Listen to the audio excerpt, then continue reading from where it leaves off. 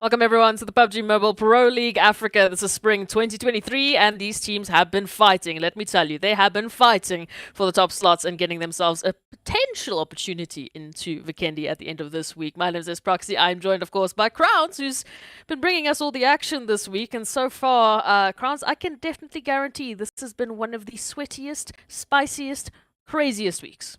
Yeah, and I really like the fact that these teams did not fall our hand. We asked them for a week of craziness, and that is exactly what they've decided to show us going into this third phase of the PUBG Mobile Pro League Africa.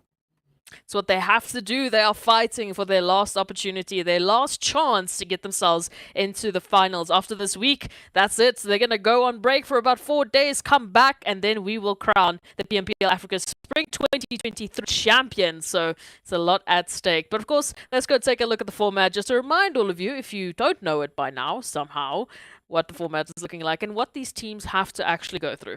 Yes, sir. We are currently in that league stage where we have 20 teams participating at the moment. They've been participating over 5 days in every phase with no super weekends being involved. And this week, we're going to be crowning the top 16 teams. We're going to be finding out what top 16 teams would be advancing to the finals, where the finals teams will be getting started with a head start based on how they perform in the league stages. And, those finals, 3 days only, 6 matches per day. That's 18 matches in total. You have to make it count, where the top teams would be making it to the PUBG Mobile Pro League Regional Championships. Absolutely. And we know they're not just fighting for this championship, they're also fighting for an opportunity to obviously come back for the full season and maybe a few other championships along the way. So take a look at the point system. We know that it's already gone through a change, forcing these teams to be a lot more aggressive and really amplifying the importance of eliminations. We've seen these teams adapting that strategy before, and it's been a real treat to watch, Crowns. Yes, sir. It's actually been very nice to see teams actually find balance and also some teams crack the elimination, right? And I feel like the point system favors teams that are very, very aggressive. And at the same time, we've seen some teams that like to play strategic take advantage of this point system. 10 points for first position, to second place, you get 6 points, and then it starts to trickle down there. But as we all know, anywhere below 8th position means you get to go to our glorious donut shop if you have no elims. Absolutely. So all of the teams need to be fighting for a top 8th position just to be able to guarantee them any placement points at all. But we know that hasn't been the most impactful way these teams have been getting those points. It has, of course, been through those eliminations. And like you said, it's a good way to see these teams finding balance. Some teams need specific maps, like Mo Esports on Sanhok. I don't know, just like a different team that comes out, but they bring the heat. And for the rest of the teams, of course, they have just been bringing us an all fantastic showing of what they have been working on in the off-season as they've come back. But of course, those are not the only points these teams are fighting for. They are also trying to get as many bonus points for themselves into the finals, which they can use as a bit of a safety net, right? A bit of a buffer, an opportunity that if there's 1 or 2 matches that aren't really going their way, it's alright because they can fall back on the bonus points to give them that head start. Yeah, and speaking of head starts, we already see a couple of teams grabbing almost all the bonus points as we've been going from phase to phase. And I'm talking about Titan Gaming, because those guys are actually doing so well. And I was taking a look at the general rankings, and these guys are close to 100 points clear of every other person. We were looking at it off camera. I mean, it's absolutely disgusting. You can see why there's really no pressure on the Titans, but of course, they want to get as many bonus points into the finals, right? And there's 4 opportunities in which they could have done that through our 3 weeks, and then of course, at the end of all 3 weeks, we're going to look at those general rankings to see who's going to get that last little dose of bonus points. And so far, Titans definitely looking like they're going to be grabbing that one, but we'll see. Maybe some teams are going to be grabbing those 100 points in the next 3 days left of the week number 3. But as we talk about these points, we're talking about bonus points, we're talking about getting them to the finals. Why are we here in the first place? Why are these teams competing? And that is, of course, the prize pool as well as the opportunities that lie ahead of it. So let's take a look at what is at stake for this season, Crowns. Yes, sir. $60,000 is what we've got in line at the end of the league stage. Everyone does get 1,300. That's kind of like a thank you for participating. A little bit of an OP prize, and MVP does go home with $1,000, and we've got them sweet candy rewards for $1,000 also on the line. Absolutely. And we'll take a look at how teams can actually get themselves those Vikendi rewards right after this. But of course, just getting yourself into PMPL Africa is going to guarantee you that 1,300, with the finals obviously giving you a bigger chunk of the change. So ultimately, everyone trying to get themselves into those top 16 slots. But as we mentioned it, what are these Vikendi rewards? How do teams actually get themselves an opportunity to pick up a share of that $1,000? Because it's not going to go all to one team. Well, at least I don't think so. I don't know. It would be wild if one team gets all of the challenges. But let's take a look at what those challenges are. And we know for the last couple of weeks, it's been tough. I mean, we haven't seen anyone picking up those crossbows. We haven't seen anyone yet find a good opportunity with the pans. But definitely, teams have been fighting for that one-man army and that focus on elims. Yeah, we've seen a lot of these teams actually going for it, and even this week is when we started to see teams now start to show us that what, they're probably in to get some of those vehicle runovers. We started to see style coming through in the game, so that is something that I enjoy that I'm seeing from all of these teams. But man, I tell you, the race for one man army and focus on elims, it's really on.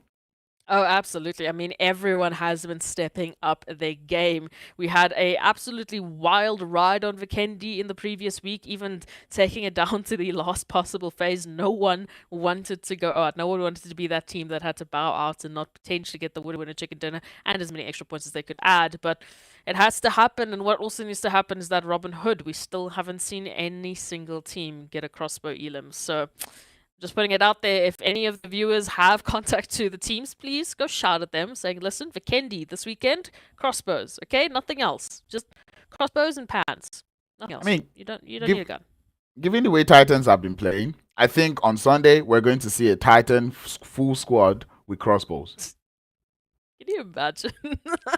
Like only crossbows and only pans and only nades. That's all that they can use. It would be absolutely wild. But let's go take a look at the calendar. As we've mentioned about these weeks and phases and what does it all have to do with anything, we can see that we already are in our last week of this fantastic league. The teams have 3 more days to be able to get themselves those points. That's going to be, of course, Friday, Saturday, and Sunday starting today before they take a nice little bit of a short break to prepare themselves, Crowns. And I expect, we've been speaking about this, just after one single day of break and opportunity, they come back even stronger. So now, imagine, we times that by 4. If break days could be sweaty, I think yesterday would have been the sweatiest break day because every VOD you had to do yesterday, every research you had to do yesterday had to count. It had to be on point because going into these last 3 days would actually determine if you're going to be into the finals or if you're not going to be in the finals. It would also determine how much points you have as a head start going into those finals. It's a lot of pressure riding on these teams and the performances that they're going to be bringing in this week. As we've said, every mistake is going to hit that much harder because you're going to just finish off this week saying, I could have been one step closer. I could have potentially made that top 16 if I just got that one elim, if I just made that different rotation. So I agree with you, teams, that they've already brought in a different strategy. They've already changed up any sort of mistakes that they had in previous weeks, which is wild to think that you're still able to do that in your last week. But let's go take a look at the groups for this week. As we know, they've been switching up every single week. So Crowns, take us through it. What are some of the highlight teams for you from each group? Highlight team for me in each group would be Group C. It would be Vampires. Like I said, I really want to see how they would weather the storm going into this week. So in Group C, I keep my eye out on the Vampires, see how well they're gonna pull out. On Group B, I keep my eye out on the side of Triple, and I'm saying that because we've not really seen Triple Esports show us what we know them to be going into this week. But I believe today's transformation day. In Group A, we have to say they're the elephant in the room. Not only do we have Mo Esports that have been on something different this week, we also have Titan Gaming, who has been doing good numbers going into day 2. Absolutely. Group D and E also just have a few highlights. Teams like CRYPTICS, Blackhand especially, has been a point behind so far the reigning champions Titans, and they've been very close to trying to close that gap. So I'm going to be wondering and seeing if that's actually going to happen today, and if we might be seeing Blackhand at the top of the lobby. Reminder for everyone at home, we haven't yet had a single team take a back-to-back week champion. We'll take a back-to-back first place in the overall rankings for that week. So it'll be very interesting to see if we can have that this season. But these are some of the teams that we're bringing into the stage. These are some of the teams we are going to be focusing on. But of course, we wouldn't be here in the first place, we wouldn't actually even have the opportunity to shout at these teams, to watch them play, and to showcase some of their fantastic, fantastic greatness if it wasn't for our sponsor, Monster Energy, our official energy drink partner, and who has been here since the beginning of PMPL Africa. So massive shout out to Monster. Thank you so much for all that you do for the scene, and we cannot wait to see who the champions for this season are going to be. Sponsors done, and they're so good. But we mentioned briefly that Black Hand was just 1 point behind Titans for this week, and there are a few other surprises that we've seen as well. Mo Esports, they've been bringing a different sort of energy. Titans as well, in a single day of play, picked up something like 90 points. I didn't want to do the math because it was a little bit too scary for me. So let's go take a look at those overall rankings and see where everyone currently stands and who needs to bring the heat going into this weekend. Well, going into the first page, Titans on top with such dramatic way to get all the way to the top. We saw them come through, putting up so many points, about 78 points in one day, pumping them to 95 points in total. Backhand not losing that second spot yet as they hold on just behind with 1 point. And then we see VISTA Gaming, who seem to have a very great day one, and their day two wasn't so nice. And right now, I really hope that this week we get to see this battle, from today till the end of Sunday. I hope we get to see this constant fluctuation between Titan Gaming and Black Hand. Black Hand on top, then Black. I really hope we get to see that because every other person does seem to be a little bit far off from them.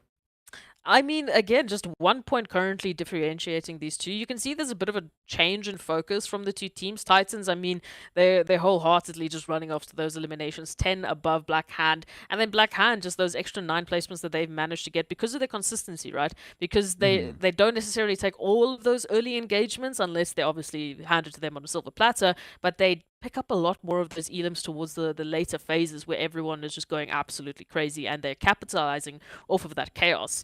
For Vista, from day one, we said it was about consistency, and they dropped off yesterday, not yesterday, of course, Wednesday for me.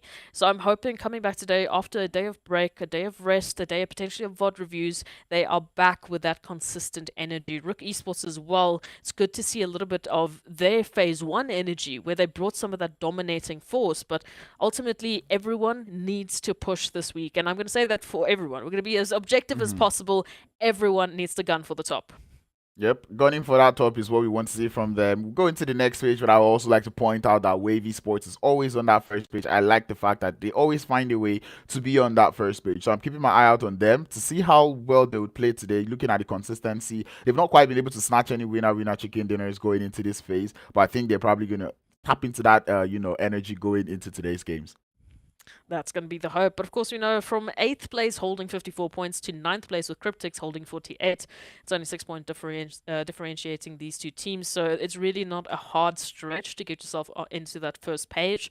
And we really need these teams to be fighting also for the general rankings. As we know, at the end of all of these weeks, we are going to be picking top 16 teams only to move on to the finals. So for all of the teams, hopefully they've been keeping track, keeping an eye out on those results, and they know what they need to do this week. For the teams that are in the bottom of those overall general rankings, they need to be at the top of this week so that they can try and jump into the finals. But speaking of this week, let's take a look at our 4 teams that have had a bit of a tougher time. We know 16th has 25 points. We move on to this page. It's only 3 points later that we find Virtual Gaming. And I mean, another 3 points later, we find Arab Gold, and you can do the math for the rest. It's really not hard. It's only 1 point. So there is an opportunity here for you to get these points. There is an opportunity for these teams to get themselves into a much better position. And I'd say this is one of the best weeks to do it. I mean, you have some of the longer weekends. You've had that day of rest. You've hopefully had that opportunity to talk to your team, work out what is working for you, what is not working for you, and what you could change. I mean, if ever there was a week to try something because you're not as comfortable as you should be, this is the last week. We've got 3 more days. Come on, now is the time. Yeah, and I feel like that hugely depends on where you're sitting on those general rankings. And I'm just going to point it out. Virtual Gaming Squad, they are the ones holding 16th position on that general ranking, which means they've got a lot of pressure on their shoulders. Matter of fact, they're a team I'm going to keep my eye out for going into these final 3 days. They and the Mind Weapon, they are 2 teams that I want to, see how well they're going to gatekeep and prevent the other teams from breaching and snatching away their top 16 position from them.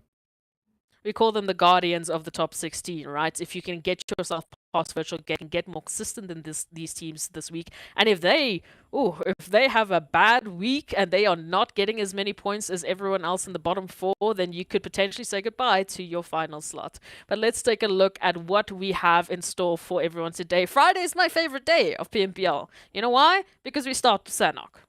Yeah, very chaotic day. We keep saying it. This is a setup for chaos, and I feel like if you get it wrong in the first game of the day in Sanhok, you most likely wouldn't be vibing going into the remaining games. It's going to be a little bit of a task to find your rhythm going into the rest of the game because Sanhok is going to start off very chaotic. You have to tap into that quick energy. There's no relaxed gameplay. You just need to get into it, get started, and get down to business. And then we'll go over to a double dose of Erangel, then Miramar, double dose to also end things. It's a weirdly scheduled day, but it's just going to be chaos. Absolutely. We've seen some teams struggle in these double dose days because you would think, okay, going from one Erangel to the other, especially if you're one of the teams that actually gets that double dose. I mean, for example, with Erangel, that's going to be Group E, Group B, and Group A. They do get to use that double dose of Erangel. Some teams, they've struggled a little bit. They've honestly had some tough times. I mean, especially on Sanhok, where just Wednesday we had two hot drops and we had two teams saying goodbye. Arrivederci in the first 10 seconds of Sanhok, which is wild. Again, you wouldn't think at this level of PMPL that we'd still be having teams going for those hot drops. I mean, they have to be absolutely out of their minds, right? But this is the stakes. We are in the last week.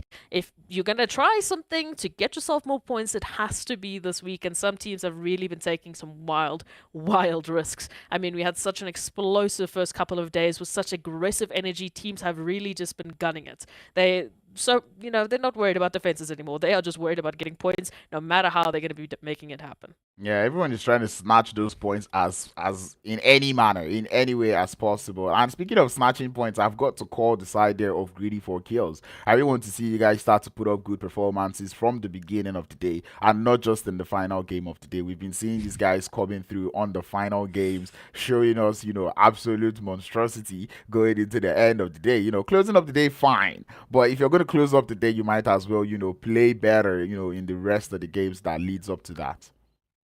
I mean, with what they've been doing, like we said, just in the last couple of matches of the day, sometimes the last two, sometimes only the last one match of the day, they have made sure to get themselves top 10 in this week alone. And then, I mean, in terms of the general ranking, in terms of like, the overall ranking at the end of all 3 weeks, they are actually third. Ooh. On the grand total. So if you want to talk about consistency, yes, it's wild that they just come in the last match of the day. I don't know where they get the energy. I don't know what sort of monster stats they're using, but they definitely bring in some wild aggression. However this works for them, it is working for them. They're 1 point away from Triple Esports on the overall rankings, who is in second. And then obviously it's Titans with like 97 points, so we're not even going to try and talk about that. But it's working for them. Yeah, and just like you've mentioned, 1 point behind, and I'm hoping Triple Esports have heard you say that because if there's only 1 point separating you from second place on that general ranking, it reduces the amount of bonus points that you get to go home with at the end of the day. So that being said, GREEDYFORKILLS inching closer and closer to that second place, and Triple Esports with the form that they've brought into this week, I feel like it's only going to be a matter of games before GREEDYFORKILLS and even the side of Black Hand to, overtake them on that general rankings. It's going to be wild. We'll try and keep some of the viewers updated as we go through this weekend, but ultimately we'll only be telling you who those top 16 are at the end of Sunday. So we're going to keep you in a bit of suspense. You're going to just have to deal with it, okay? Just like we are in suspense, you're going to be in suspense. If we're going to suffer together, we might as well do it. But we've covered all of our ceremonies, we've covered all of our formalities. Now it is to talk about Sanhok. Sanhok, we saw in the previous Sanhok on Wednesday, we had 2 hot drops. We had 2 teams saying goodbye almost immediately, not having that opportunity. We know going into this Sanhok, we're going to have the teams of Group E sitting out. So, I mean, that's going to be the likes of Wave Esports, TEAMLAG, Virtual Gaming, and CRYPTICS, which is an interesting one to talk about as well. So, they're not going to have that opportunity. They're not going to have that chaos. They're first going to join us on Erangel. It's going to be interesting for them. They're going to have to sit back and wait to see what chaos is going to unfold on Sanhok. But, Grant, tell me now, who will be taking for our top 3 on Sanhok? Part of you wants to say Titan because of they seem to have awakened that Sanhok prowess that we've seen coming through from them. But I think I'm not going to call them on this one. I think I'll keep my eye out on hmm, it's a tough one. Wavy Sports maybe? No, maybe Wavy's not playing. So I think I would go for I'm trying to go for a mid team. Say okay, maybe not mid, like middle of the table or general ranking. Let's go for the World of Battle. All the battle. Okay, okay. No, look, I can totally understand that. I mean, they brought in some wild numbers yesterday. So, yesterday, man, Wednesday. I'm gonna keep saying that. It's like we haven't been gone for a whole 24 hours, but hey, here we are. All right, I'm gonna keep an eye out. I think on. You know what? I'm gonna say Blackjack, and I'm gonna Ooh. say RUKH Esports. Because I feel Okay. like they've been cooking a little bit of something. And we know Blackjack Esports, I know Lag's not here, but they were gunning for Lag. I mean, they full sent Lag, time in and time out. So I feel like they've got some confidence to work with. Yeah, I feel like that is something they've been cooking. But Blackjack is Ez. Now you're doing it on Sanhok. No. This is you. This can't be me. I haven't No, seen this until you came. It is you. no. This is Ez doing it again on the map of Sanhok. Jinxing and bringing the water zones. Love to I'm see it. sorry. But anyway, we do have that early skirmish, which I wasn't actually expecting to see. It's going to be Greedy and this idea of Smash Team. Now that I mentioned the two teams involved, I'm no longer surprised as to why this fight is happening. The grenade coming through from Zoxy, but one coming through from Elias would be the double dose as the players there from Smash Team now finding themselves at the huge advantage going against this idea of Greedy. Oh, you can see it is tough here for GREEDYFORKILLS. Yes, they might be third on the overall standings, but now they might be just chilling in the lobby, waiting for everyone else to join them potentially. Not so trying so desperately to hold on, but Smash have literally just smashed the doors right on open and have already taken down GREEDYFORKILLS, which I am loving to see from Smash. I feel like they've been so close. They've really had those shining moments, and then they just haven't been able to finish it off. So yes, it was a very close fight, but they pick up 4 eliminations in the immediacy here of Sanhok. But now the Mind Weapon comes and spoils my fun, so thanks for that. Meanwhile, Mo Esports, a little bit of a split here. Hates has got a lot on their plate. Thankfully, their teammates have backed them up, so TIMEOUT is in a bit of danger of losing Hazard. Yeah, interesting to see Bo Esports now having more than one player form up on an engagement. We're seeing about 3 players now. That is nice to see. Playing a little bit carelessly, bomb, but it does look to be playing more confidently. And this is the kind of energy you want to bring into Sanhok. And I feel like for Mo Esports, they've decided to stop showing that fear that would normally see from them on the normal ground. Most of these teams can tell the type of team that is pushing up to them from the way the team is behaving. Right? Normally, we would see Mo Esports, play a little bit passively, but now we're seeing Mo Esports now look more confidently on the push. They will lose one. Now it's going to slow down things a little bit as the rest of timeout find their way into this compound. It's going to be an interesting one. We know Mo Esports, they have been picking up some good pacing here on Sanhok. It seems to be one of the only maps that they just really showcase their best energy. So I wouldn't want them to go out so early. We said it. I'm a little bit protective of them because we want to see that push. We want to see these teams fighting for those top 16 slots in the last possible moments. And it's going to come down to this. Mo Esports already finding Ragnar. Now a little bit of a run around. Bum trying to find this angle onto what's TimeOut. Nice reaction. There we go. Hazard goes down. And this is an opening now for Mo Esports to finish off TimeOut here. The balance or the scale has been tipped as the side of Mo Esports now find a little bit of an advantage. It's now 2v2 or maybe 2v3 if I'm not mistaken, as we already see bullets shots going out towards the side of Mo Esports as Mido now has to hold down the fort, delay a little bit, allow Abdullah get that revive up onto his teammates. But the side of Mo Esports very low on the util, and that revive doesn't look to be too possible on their side. Oh, it's going to be a tough one here. This is gonna bring in some very interesting points now for Mo Esports to try and work on. I mean, gonna be reduced down to 3 in terms of utility. Just look at the lack, rather, of health and consumables they have to work with. We've got game sound as well, so now things are gonna start heating up. Buyer's gonna be moving on in. They've heard unlike us, everything that's happened here. They know what is going to be going on. They want a piece of the action, and they're getting closer and closer to potentially running that third party. And if that does happen, I'm going to say a timeout are going to have a very difficult opportunity to try and get themselves out of this, because they are literally sandwiched between Vampires and Mo Esports. Everybody had the idea of playing towards this northeastern edge, given the fact that CRYPTICS are not in the lobby. You've got to admire the amount of respect coming from these teams, because the position we're seeing from all of these teams is not one we'll see on a normal ground, right? So them playing this way is interesting to see. And Vampire is not even wasting any much time, finding a way straight up into that vicinity to try to get themselves a little bit of third-party action. It's just love to see. It's just lovely to see. Timeouts would be the ones in the vicinity for the time being, as we can already see the push coming in closely. Shots will be coming through as Ragnar is able to find one knock and make that two, as the auto shot in the hands of that man is an absolute monstrosity. He's got more jump shots coming through from outside the window, and Ninja trying to hold up. Yazan would fall, and it's just one more player left for the side of Vampires. They are aware of timeout and they want to continue up on this push, but Ninja now has to hold down the forge through the side. Ragnar would show up and he will get the wipe. 5 eliminations to the name there for timeout, and they're beginning to step up. Vampires are going to be limping after this. I mean, again, we have to remind you, they started this. They were the ones who went and they wanted to throw hands. They were asked for this. And unfortunately, it turned on its head so quickly. It really gave an opportunity for Mo Esports as well, just to back on out and rotate out of that situation. So Mo will be able to escape with their one elimination. RUKH Esports in the meantime have also just found a little bit of success finding the mind weapon and punishing a little bit of that. But now Zar out in the open and unfortunately quite alone. I would say a little bit afraid as well. Titans over here, again, this is such a northern rotation. We can see, that zone, it is tough.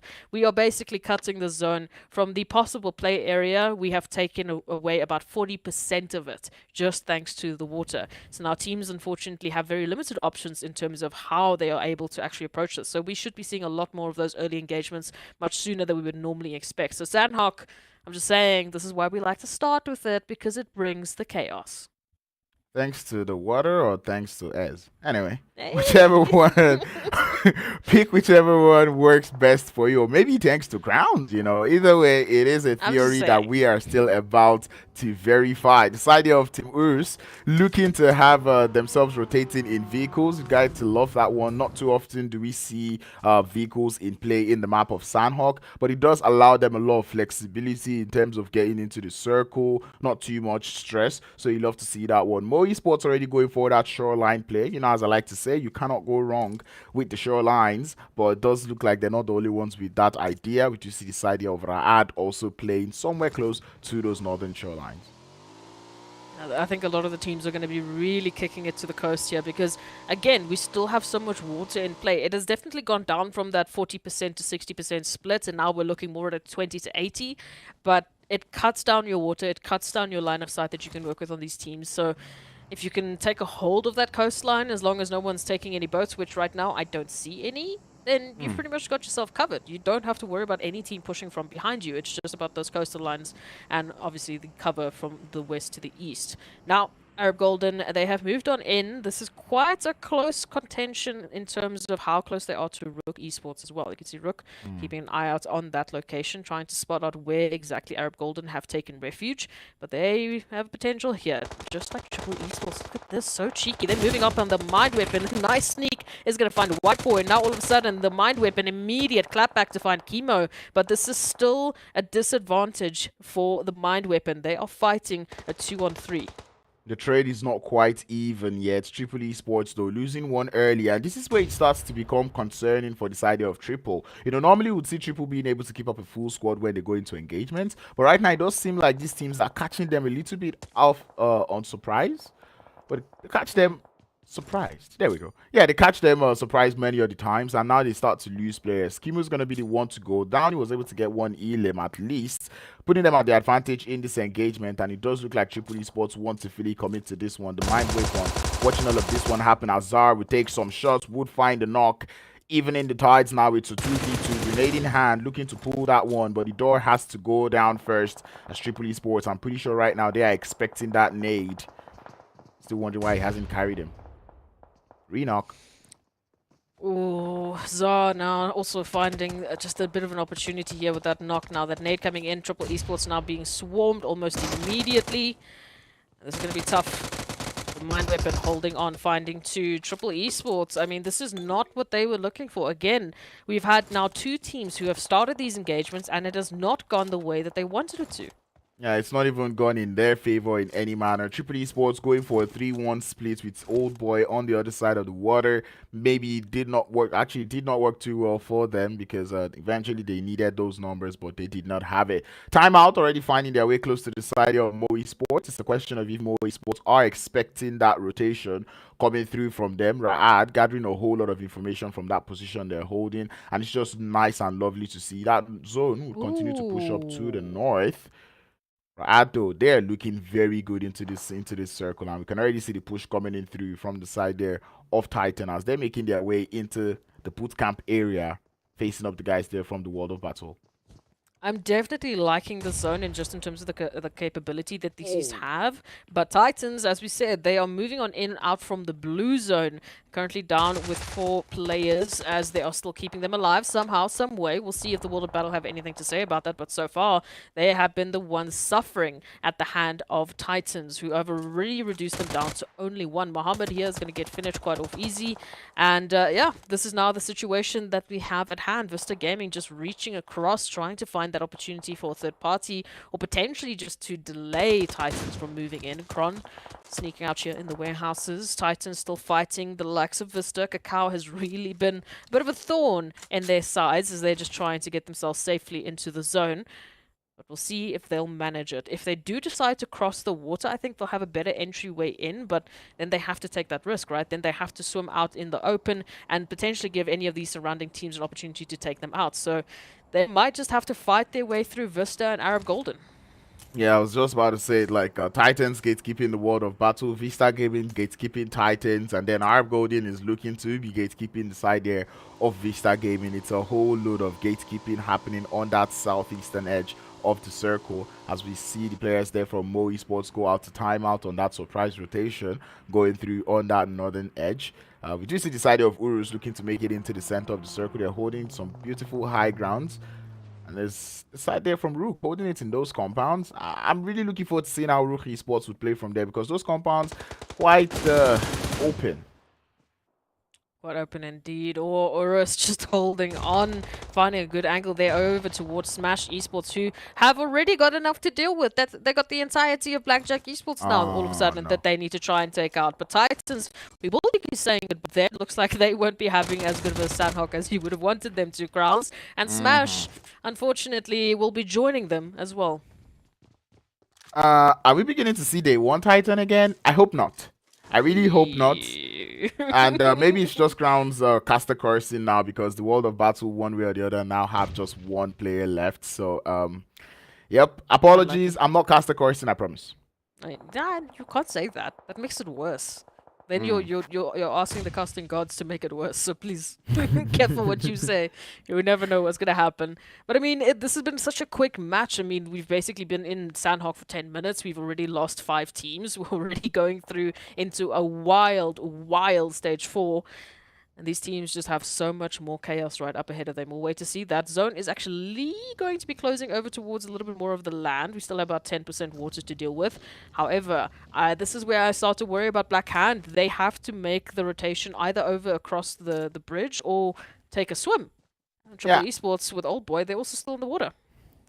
Yeah, and I know Black Hand to be that team that likes to go for late rotations, but at this point I'm beginning to be surprised because I'm like, why are they still in that team area of the map? I'd have expected them to have at least 2 players on the other side of things, trying to gather as much information as possible on every part of the circle, but right now it does look like they're a little bit blindsided. But we'll come back to that one. VISTA Gaming going up against the side of Arab Golden. VISTA would lose 1 as Arab Golden continue on that third party, or sorry, make that gate keep coming through, but there's third party active from the side of Blackjack Esports as Abud would be the first to fall, and grenades keep landing towards this position. Kakao also not in a great opportunity. I mean, just behind them, it is the blue zone right up ahead of them. They've got an angle on towards Arab Golden, and Arab Golden has, of course, the exact same. Blackjack Esports also reaching across once again. Wanted, going to be jumping into the vehicle. Looks like they want to put some distance between them and Vista. Blackjack Esports taking a hit after hit here from Timeout. So everyone just fighting for supremacy here of this northern reach to about eastern reach of the zone. Yeah, towards the outskirts, and there's not a lot of compounds on the side left still in zone. If we move towards the north, where Ra'ad are currently holding, yes, they have a little bit more to work with, but for now, it's just hilltops, it's open spacing. We could say goodbye to triple esports. I mean, they reduced down to one, and Black Hand ran right through them, so we can understand it. I don't understand it a little bit, except that old boy did bleed out to the zone, so that means Blackhand still holding 0 elim. Same thing can be said about this idea of Arab Golden, and I was about to say Arab Golden, they had so much intel on the circle, and I'm surprised to see that they still have 0 eliminations, but it does look like they're looking to increase those numbers. That's going to be a mistake low toss coming through from quality, as he's not quite able to get that one, but the third party is imminent. One player would fall, and here comes the side of URUS as Wise looking to get a little bit of shots in that position. I'm impressed to see the way Blackjack Esports are playing together, grabbing those revives, trying not to lose the numbers advantage as they continue to find their way into the circle from that east. It's interesting. It's absolutely interesting. You know what's even more interesting? Timeout. They're up with 8 eliminations. That is how active they have been with these third-party opportunities. Now, rotation can be heading through. Teams trying to scramble to find better oppositions. You can see Crone out in the open has finally managed to get into zone and is going to be immediately greeted by Zeke. So we say goodbye to the world of battle almost immediately. Timeouts holding that new zone, as well as Ra'ad. We've got at least one half of URUS that also have a position within this new phase. The rest have to move on in for that rotation. RUKH Esports running that 2-2 split with Arab Golden here towards the south, right alongside them. It'll be very interesting to see if we see that engagement coming through, or if we're going to have to wait until they enter the zone. Quite surprising to see the amount of teams that are not currently in this new circle, which is quite understandable. We just got the shift, but Arab Golden, they've had to fight so much going into the circle. Now they have to face up against RUKH, but Wanted will get traded on as he gets that knock up onto Bronsberg. But RUKH Esports, we know them. They are runners and gunners, and we can already see them doing the damage, even in the tides, making sure they still have a little bit of an advantage. But with only 2 seconds left on the clock, or make that 0 now, it becomes a lot of trouble getting into that next circle, moving into the circle, as the blue zone is going to be hot on their tails.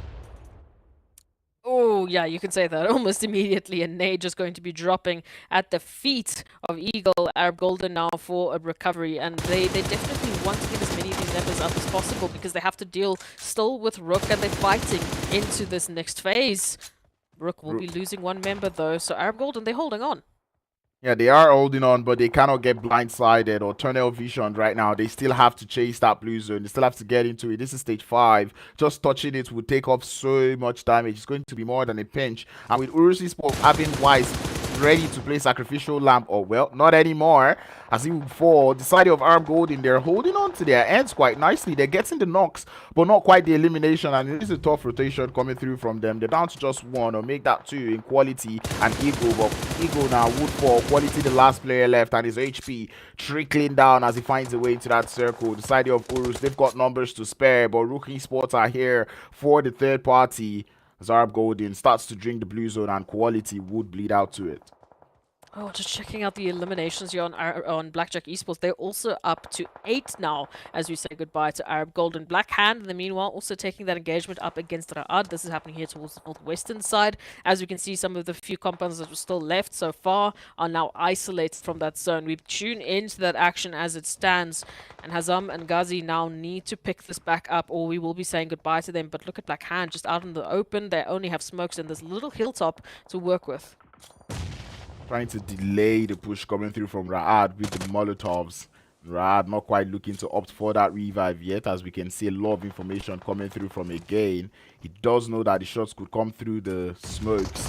He will be going back, crawling back for a little bit of a revive, but Black Hand will be able to get their stun as the push is going to get started. A little bit of an isolating play coming through, but Azem would find one player and make that 2. A Storm would fall, and it's just one player core left to hold on the fort for Black Hand. Azem with the pre-fire is going to delay him, distract him enough for Ghazi to come in from behind to get the knock, and talk about the beautiful defense and hold coming through from Ra'ad. I was a bit unlucky. I thought Black Hand actually saw that knocked member from Ra'ad actually creeping into the building, so they had an idea that maybe there was someone there trying to go for the res just with that peek through the smoke, but it didn't look like when they finally made that push that was actually communicated or even seen. I'm not too sure, but that will be unfortunate. We do take a look then at our top three. It is RUKH Esports, TIMEOUT, and RUKH. Again, in terms of eliminations, TIMEOUT currently leading with 11, which is something I wouldn't have called at all. This isn't something I would have actually seen. Timeouts, they team with so much fluctuation. We saw a little bit of display coming through from them in phase one, where they showed us that they know how to grab elims, they know how to also get into the zone. I've not really seen them pull up this type of performance ever since then. But right now, it does look like they're tapping into that one. Still need elims coming through as they increase the elimination up to 12 now. But RUKH Esports are looking very strong on that southern edge. So much third-party work being done. A grenade coming through from middle. Woodland, but it's a little too far from Azem. But that's the thing. Azem's HP very low. All he just needs is the sound of the grenade and he will just fall. Absolutely, and those nades are getting ever closer. But again, in this situation, I mean, RUKH Esports, they not only have the numbers, but they have the better position. They have the better win conditions moving into this final zone, potentially to take that win-winner chicken dinner for RUKH, for Hazem. I don't know how long they're going to be surviving, but we are going to say goodbye to Abdul as we take a look at this 1v1 situation between TIMEOUT and RUKH. But again, RUKH, they move in for the finish. They find that last member, and now it's only Mido.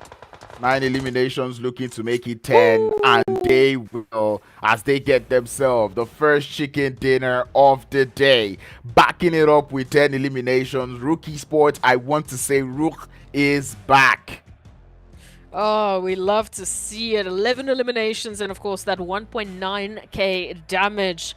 They definitely stepped it. And like I said, just in that final zone, they had better positioning, better numbers, and they ultimately had so many more angles on towards the remaining members. They definitely played their rotations to perfection, and they're going to be very happy with that start of the day. Sanhok, it doesn't disappoint, it just brings the chaos. And I'm just saying it, where has this RUKH Esports been? We've been waiting for 1 whole week and 2 days to see this RUKH Esports awaken, but they've not really shown us. And right now, they are looking to show us the tip of the iceberg. And I'm like, we keep saying this. We get that you're trying to hide a little bit of strategies for the finals, but still, you need to put up the games because there is still that bonus points up for grabs. Look, you can even play that comparison between RUKH Esports and Arab Golden or Vista Gaming. Because they were given that space, they were left alone. All the way from about stage 4 to stage 5, there was no one fighting them. They were the ones sneaking up on everyone else, getting information, building up their plan, and then all they had to do at the end was execute it. So it might have something to do with, a little bit of that RNG falling into their hands, or just, again, their early rotations as they were planning out this final phase. But if they can bring that clinicality into the rest of the games, we could be, again, seeing that phase 1 RUKH Esports. We know they have what it takes to keep it up, but let's go take a look and see exactly how they won that out.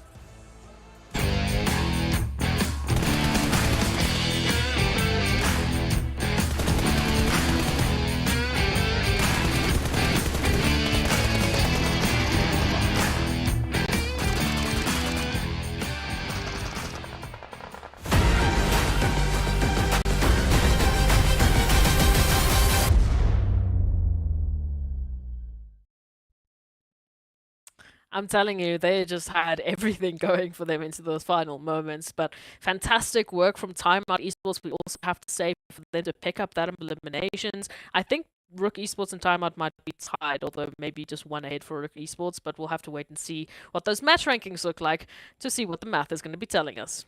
Yes, sir. We did see RUKH Esports get 11 eliminations because they did take out that player there from RUKH, getting themselves 21 points in total. TIMEOUT will be going out with in second place, 18 points, just a little bit behind them. And Blackjack Esports also putting up good numbers up on board, able to get up to 13 points, and it's just nice to see. RUKH, despite finishing in third place, would get only 9 points, with Vista Gaming getting 5, Blackhand with 4, 3 coming through from placement, and Smash Team getting 4 points as they're able to hold up in 7th position.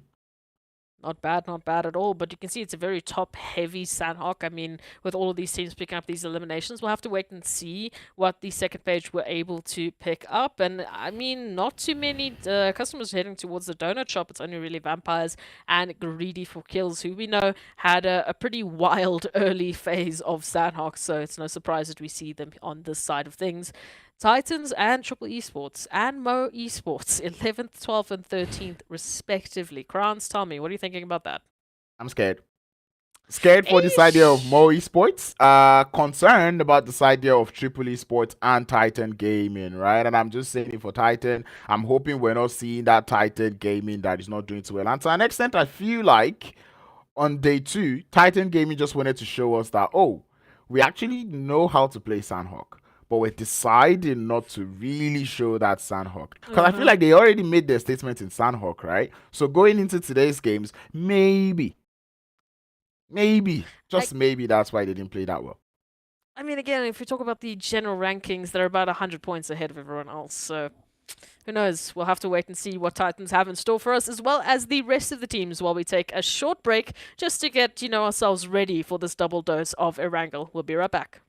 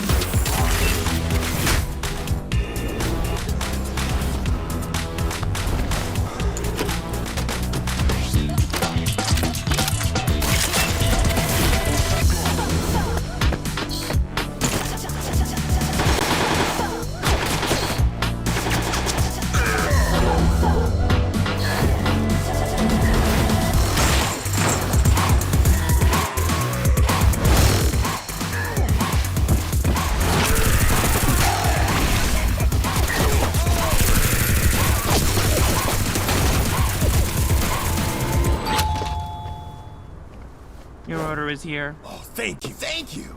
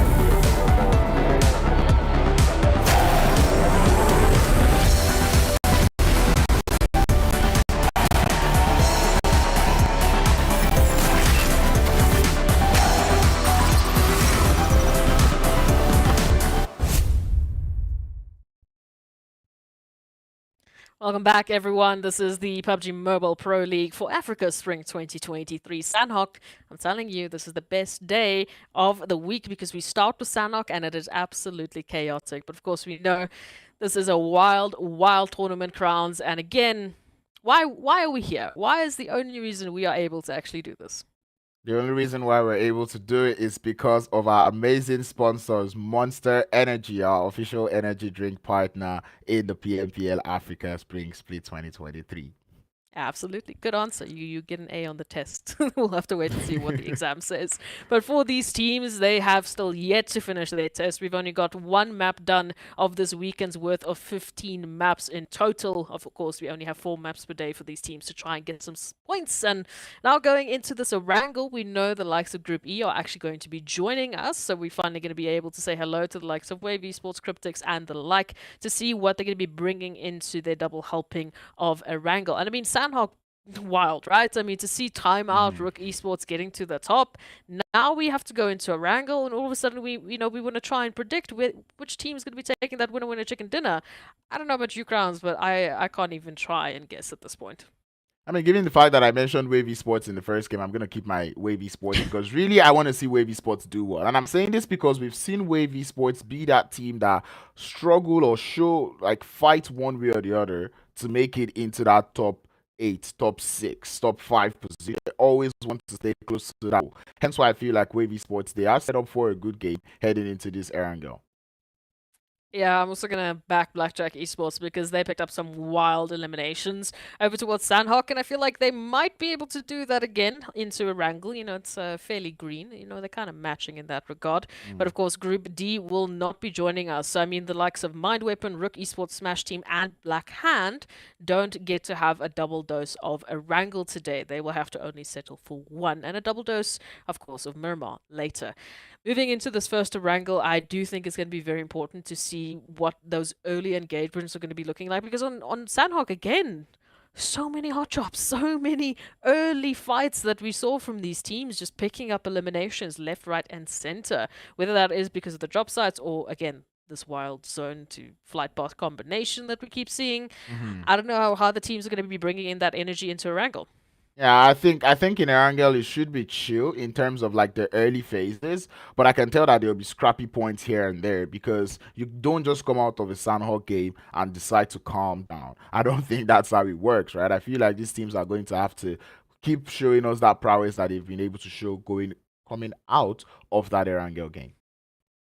And I mean, the previous weekend was wild as well. Last weekend, we also saw just crazy eliminations, crazy engagements. You know, we were talking about different teams again rising to the top. I mean, Triple Esports had a very tough time on that double dose of Erangel last week, and I'm hoping it's not going to happen again today, because as we said, Triple Esports, Titans, and the likes of MEA Esports didn't have the best of Sanhoks in terms of what we saw just Wednesday. So moving into Erangel, there really needs to be a step up. And again, I'm still going to focus on the likes of MEA Esports, right? Or anyone that is sitting into that bottom 4 of the overall rankings, because every map is that much more important for them.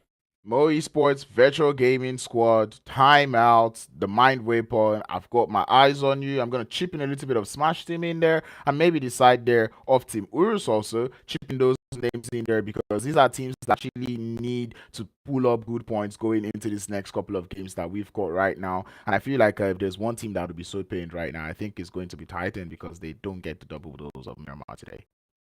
Yeah, there's a few teams that are going to be kicking themselves in the back. But of course, in terms of those bottom 4 teams, as we mentioned them, we mentioned Smash, we've mentioned MEA Esports, but Vampires and Timeout are the other 2 sitting in the bottom 4. Vampires actually currently having the toughest time to try and climb the rankings. And we know on Sanhok as well, they got taken out so early on. They had the right idea, trying to pick that fight and trying to start something, but it didn't work out for them. It's just, I don't know what the execution problem was there, whether it was communication, just positioning, or just, you know, the team sometimes just hitting better shots than you. It happens. Sometimes teams just have a better day. But moving into Erangel, moving into the rest of this week, they need to lock it down. Yeah, they really need to start putting those points up on board. And I think in that Sanhok game, it was a situation of not gathering as much intel on that compound before heading in, because they actually started to lose players on the outskirts. They started to lose players from the off angles and third parties. So that was pretty much not the best of ways to push in. And I feel like if you're going to go in for a third party, I think your call for that push should be the elimination feed. Absolutely. You need to just keep a track of what's happening. And of course, sound cues, they help out as well. And with that sound, I can hear the plane, which means I can see Erangel, which means we're going to be getting ready for this fantastic double dose. Of course, Titans will be joining us for this first match, so they have that opportunity to showcase a little bit of something. Vampires as well, bringing in some wild action, hopefully. You can see the elimination counts. It's Black Hand and Titans all day, every day, baby. And it makes sense when you take a look at the overall rankings for this week. I already said it. The battle for the one-man army is on. The battle for the MVP is also on, as we're seeing all of these players putting in the numbers, putting in the work. But let's talk about that play path, as it's one of those southern ones, taking us all the way from the open fields of Quarry all the way to the waters of Muta Power. And seeing that we've been seeing more esports go for a little bit Quarry drop or Quarry split, gets me concerned, given that they have the likes there of Triple Esports also in the vicinity. We do know like Triple Esports will have that one player outside on the outskirts trying to find a vehicle, and we can see the same thing too for the side there of Mo Esports, as we can already see. I believe that is Bomb Bomb also looking for a vehicle out there on that western edge. So I really hope they can. Ooh. Oh my God, what's this zone? I'm telling you, I don't know what's going up. We've got a very eastern zone. At least it's not too far off from the flight path, but of course, a lot of the teams that really do favor that western side, they better hope they find those vehicles soon, because they need to get driving. They need to be gunning over in towards this eastern side. Man, can you imagine though if we had Black Hand playing this map? They would be salivating for this zone because they normally take that Yasnaya Poliana drop side, and now I swear it's every time they're not in Erangel. Every time they're not in Erangel, we get this zone. Well, I guess the side of Blackjack Esports would be thankful for that, because they get a lot of space to play with on that northern side. So they pretty much like there's no Black Hand who can creep in behind us, so we should be just fine. So I feel like this is going to be a good game for Blackjack Esports, given the amount of space that they're already awarded to get things started out here in this game.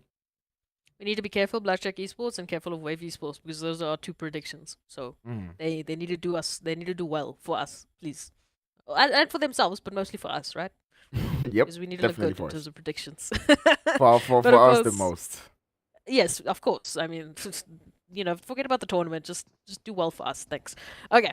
Let's take a look at some of the drop sites that we actually have to work with. In terms of vampires, of course, they're taking their usual drop site over towards hospital. There is some sort of scouting happening towards that southern point of Georgia Pool where CRYPTICS currently lie. And again, Triple had one of those members over towards the outskirts looking for a vehicle, but Vampires are doing the same. So Mo Esports needs to be very careful with how they push on up. Otherwise, they can either find Vampires or Triple Esports earlier than what they would like. And this would obviously be in the capacity of a solo player finding one of these teams. So we'll have to wait and see if that actually is going to be happening. Ultimately, for the rest of the teams, I'm not really seeing anything major for concern. Yes, this western side is looking a little bit dodgy with Vampires, Mo Esports, and Triple. But the rest look pretty respectful, look pretty well split up. And I'm a little bit worried-ish because URUS Esports, right? Normally we would see URUS go towards Gatska area. But right now we do see them all in vehicles driving all the way to Yasnaya. And I enjoy it because Yasnaya currently is in the circle. There is no Black Hand in the lobby. You have that free space to loot. But I'm a little bit worried as to how the rotations might go through for URUS. Rotating from an area where they don't land in too often. So I'm concerned about that. Definitely going to be some concern moving into, the entirety of this Erangel. As we know, teams are running out of maps. Every single map that we play, we are one step closer to saying goodbye to 4 teams who don't make it into this season's edition of the finals. So yeah, there's a lot of pressure riding on these teams. Hopefully they can keep up with it. Some of these teams have been around the block, more than once. They've done this at least 3 times in a row, just for Africa. So they definitely have the mental fortitude. The new challengers might have a bit of a tougher challenge, but so far they've been very impressive. We still have to take a look at that western zone. Still nothing really crazy. So happy to see, as you've mentioned, that Erangel, we are having a little bit more of a calmer spirit moving from these teams. We're not seeing all of those wild early engagements or teams doing hot drops. They are sticking to their roots. They are sticking to their drop sites, even with such an eastern zone. Yep, and one thing I'm laughing because I'm looking at the map feed right now and I'm seeing Ra'ad sending already one player to Potato Hill. I'm like, oh, now you guys see the importance of Potato Hill. Finally, someone understands how important Potato Hill is. I mean, Black Hand, I'm telling you, that's why they had such a good game on Erangel just Wednesday, just Tuesday, because they used Potato Hill. No one else did. Everyone else avoided it like it was some sort of plague, but no. Finally, we have a team saying, okay, we see why it's a good drop site, especially in the zone. A lot of angles that they can work with. And speaking of places you could work with, there isn't that much in this circle, right? Because when we start to see this eastern circle, it's a whole lot of open fields, barren lands, right? I'm looking towards the center of the circle, towards the mansion area. We're also looking towards that library that we've got around there. And I got to ask you this question now. You know the little, that big building in between shelter and mansion? Is it a Yeah. library or is it a shopping mall? Ooh. Mm, Hmm. yeah, I always thought it was a library. It's not, I don't know, but like Okay. I could see why it would be a shopping mall. That makes two of Maybe. two. If anyone in the chat knows what we're talking about, let us know what you call that part of the map. Is it a library? Is it a shopping mall? Is it anything else? Let me know what you call it. I think it's a library. I mean, it's got like the map of Erangel in the center. So, yeah, it does a cut. It meets the cut for a library for me in my books. I would say so. I don't know if it would be very tiny for a shopping mall though. I don't know. I feel like malls would be a little bit bigger than that. Come on. Maybe, it could be like a little Strip stop. mall or Yeah, like just a a quick little one. garage stop. Yeah. Just get some basic bread and milk. That's all you need. Yeah, exactly. Get a little bit of eggs out there, But this one Maybe a is new just going to be pan. exactly a new pan. But I'm pretty sure you cannot get tires in there. Anyway, that being said, we're already beginning to see rotations come through, and with rotations come rotational clusters. Hence why we're seeing the side of timeouts going against Ra'ad. And I feel like timeout is beginning to show that they're this team that thrives on early engagement. Like anything that has to do with an engagement in the early phases of the circle, they are counted. They're like, count me in for that one. And Ra'ad right now, not quite making up their mind as to if they want to take this engagement or not. There is a trade of knocks as Rami would fall, and the same thing can be said about Mido. But again, showing up in the compound would be able to grab that full thirst onto the side of timeout. And now they know exactly who they're going up against.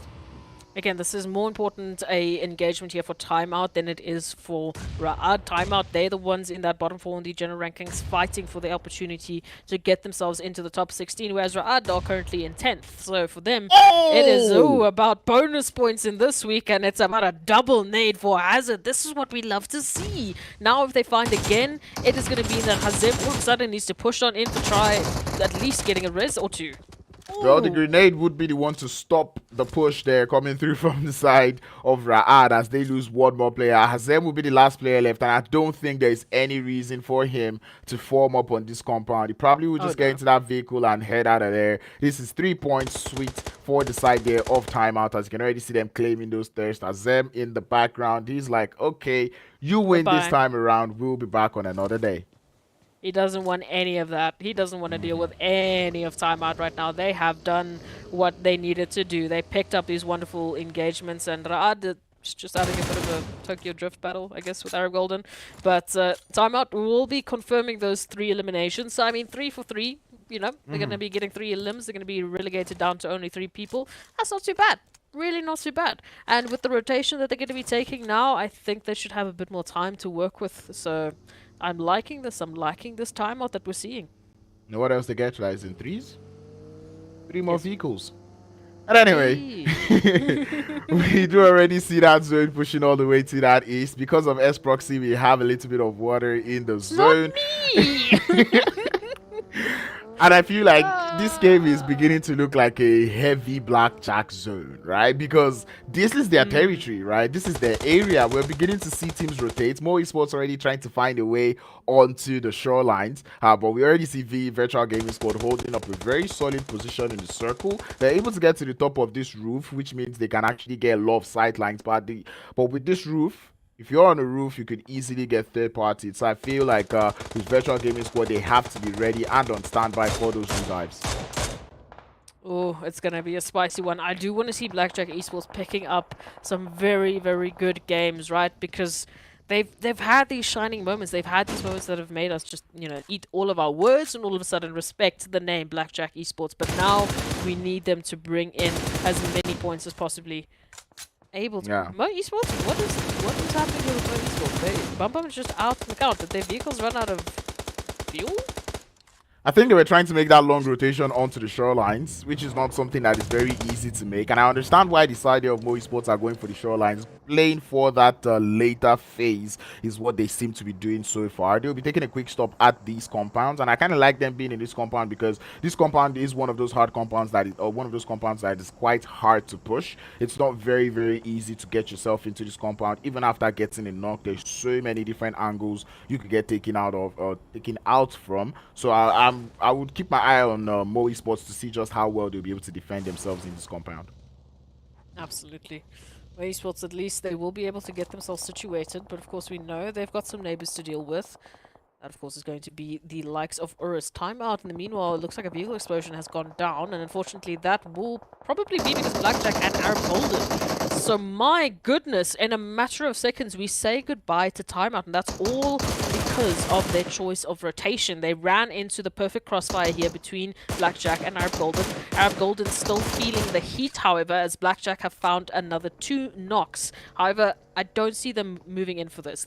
Right now, they've got such a good position in center zone, but they are going to try and reach, you know, see if they get lucky. And this is what we're talking about this zone. There's so much barren land. The west is it's pretty much unplayable on the whole entire western side of the circle. So every other person has to play towards the podcast, play towards the mansion area, and you know who's out there. It is the side of Blackjack Esports. Arab Golden is also in the vicinity, and these guys are ready to take out anyone who goes into their line of sight. We do see other rotations coming through from the south. Our prison area, we've got the World of Battle just chilling out there. Titans making it all the way from the woodcutter log, making it closer and closer to that prison area. As we already see the rotations coming in through, but here comes the full send P6 to open down the things, but the trade would come through as Otto is able to reciprocate the action. Crouching coming through from him would not be enough to hold down Axer. Mohammed does get felled. Hazem will be the last player left. His HP trickling down solo, and now he has to fall back, but talk about an aggressive push coming through from the Titans. This is what we love to see, just a little bit more energy and an opportunity here for Titans, but they are still taking losses. We can see just hit after hit, and the World of Battle not making it easier. Arthur, though, will be going down. Titans at least have found one for all of their troubles. Looking now for these reses, and now maybe having to retreat as those nades come flying on in. Thankfully, they don't connect, and the players who just got rezzed are still up and at them. Greedy for kills, hello? When did you get this invitation to the party?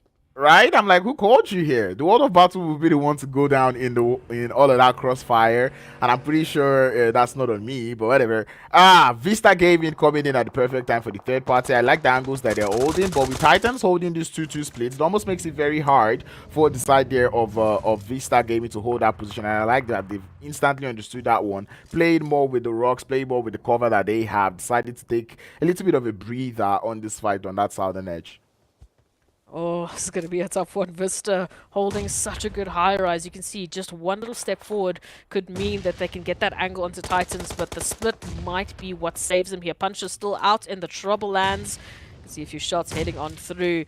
Blackjack Esports and Virtual Gaming, meanwhile, they're going at each other. We'll keep an eye out on that just on the sidelines while we take a look at this weird third party that's happening. Titans, unfortunately, getting sandwiched is going to force their options down to a very limited amount. Greedy for kills. Doesn't look like they want to push on in, but they are scammering. They are trying to close on up this gap between Vista, or at least find an entryway just around it, potentially playing for that gatekeep. Yeah, and that's one thing they want to see. Blackjack looking very, very comfortable in that mansion area. Another zone shift we're about to see. And if they, I don't think mansion is going to be too far off from it. I tell you, I really want to just say Blackjack game. But right now they're holding that 2-1-1 split. And we do know like that position they're holding happens to be one of the only places in the zone that is playable. If we're not looking at the side of Moe Esports and where they're sitting. So all eyes would be on the side of Blackjack. And I think here comes the part where they have to ward off as many teams as possible or defend against as many teams as possible. We also see Wave actually finding, a little bit of Titans, a little bit of lag. They are just sprinkling in eliminations wherever they see fit. Greedy for kills still just peeking and prodding, just trying to get some attention here from Vista. But this is again a situation where Vista will have to move through or around Greedy for kills if they want to get themselves into the zone. So they need to get an opportunity here, maybe a knock, and then actually capitalize on that before Greedy for kills just absolutely bombard them out of this position. Well, Greedy realizing that the zone is probably something they should consider. We already see them getting closer and closer to the zone. Wave Esports also on that southeastern edge looking to get in. Lag Esports playing as quietly as possible like we always see. CRYPTICS though, holding a very long split out there on that northeastern edge. I'm beginning to get scared because CRYPTICS of recent, they've not really been showing that much strength whenever they go for that split. It's been a bit quiet in the CRYPTICS camp, I will agree with you. We do know that everyone's prepping for these finals. We have seen that at least almost every single team has that capacity, has that opportunity to showcase some really wild games with crazy elimination counts, but whether or not it's going to happen in this week is going to be up to them. It's going to be up to the rest of these teams. Titans now, in the meanwhile, now that Vista's away, now that they have some spacing to work with, they can start to make their approach into the zone. Reno still left in this vicinity along with Fever. They are still waiting. They are just hunting. There is something else that's coming. They know there was more than just Vista to deal with. But where is Titans? Vehicles, the approach is going to be there. It's going to be making a lot of noise. Are they going to be stepping up for that shot? It doesn't look like it. They're going to let Titans on free into the zone. Well, you jinxed it. You just have to call their attention to it. Puncher will be the one to go down behind the buggy as Axar will continue his drive. But here we go. He's going to jam with the side there of Vista once again. A burning vehicle is never something you don't want to shoot at. And Vista Gaming will take all sorts of shots towards that position, getting that final elimination. And the Titans would be sent back early once again going into today's games. Seacrons, that's how you do a caster curse. If you ever need to know. There you got a prime example right there. Unfortunate year for Titans, but Vista and GREEDYFORKILLS, they are still continuing their conversation, moving into the southern portion of the zone. It is a tough battle though. Again, look at all this vicinity. Look at the terrain they have to deal with. Vista literally in the trenches trying to hold on to the situation. But meanwhile, we'll have to wait and see what these third parties will say about it. Biscay, the next one up, is going to be holding themselves against Fever, even getting that immediate thirst. Nossa now up, and Nossa now down. Thank you to our Golden as we say goodbye to GREEDYFORKILLS. Well, CRYPTICS would also lose one player up on that northeastern edge, and this is what I'm saying. CRYPTICS would go on these splits, one player is in danger, and no one does seem to be getting even closer to them. And now Senke goes down on the east. It's getting concerning at this point what the CRYPTICS do whenever they go on these splits, because it's almost like every other person turns off their mics, and it's like, you know what, we're soloing this thing. You only live once. Whatever happens to you, happens to you. You've got to hold your edge. And if this is not how they're going to play in the finals, if they're just trying to say, you know what, let everyone just try to see how well they can play against this lobby, I almost want to support it, but I don't like it. I don't like it at all. I want every single team to be putting their best foot forward. I mean, they have 4 days before the finals to, you know, bring in a little bit of something extra or to bring in a bit of a surprise. So for now, just put your best foot forward. Let's see how many bonus points you really can grab. And again, I mean, all of these total points are going to add to that total tally. That's going to help in terms of, you know, I'm saying PMGC qualifications later on. Cough, cough, cough. Let's get some points. But let's wait and see. Wave Esports here towards the eastern side. Behind them, we've got Virtual Gaming taking a little bit of that uphill battle. Virtual Gaming holding a nice compound, but this compound is not in zone. So if they're going to be holding this, it's going to be all for naught. They need to get a move on. They're going to be hearing Vista now, making that approach right on past them with the speed of any sort of bugging that you're going to be finding here on Erangel, because they need to get themselves into the zone. I'm enjoying what I'm seeing here from Vista Gaming though. They've been that team that has just been driving to wherever they hear the shots, and they're just taking, like, they're absolutely conquering wherever they are. And I like that because, you know, going into day 1, we said it was because of the space. Going into day 2, they got choked up a lot and they fell to it. But right now, they are the ones taking all the fight towards all the teams in the lobby, and they do look to be doing quite alright doing that. Petrox taking a few potential shots here. Going to make a lot of noise. Destroyer knows that there's someone right up close and personal. A nice step up here for Petrox now to find that angle. Now looking for the rest, however. Where is Virtual Gaming holding? Lag Esports also going out, so we're immediately down to our top 8. Vista Gaming now left to 2 players, one for one reason or the other. BSK stayed in that blue zone, but we've got Wave Esports going against the side of Virtual Gaming squad. 2 grenades, and Alpha Luigi is very low on HP. Does send one to do a lot of damage up onto Mustard, but will not stop Hemo from sending more, and that one would connect up onto Alpha Luigi. The rest of Virtual Gaming squad looking to hold off an off angle on Wave Esports, but right now, we know if there's one thing Wave Esports know how to do, they know how to hijack, they know how to steal stuff.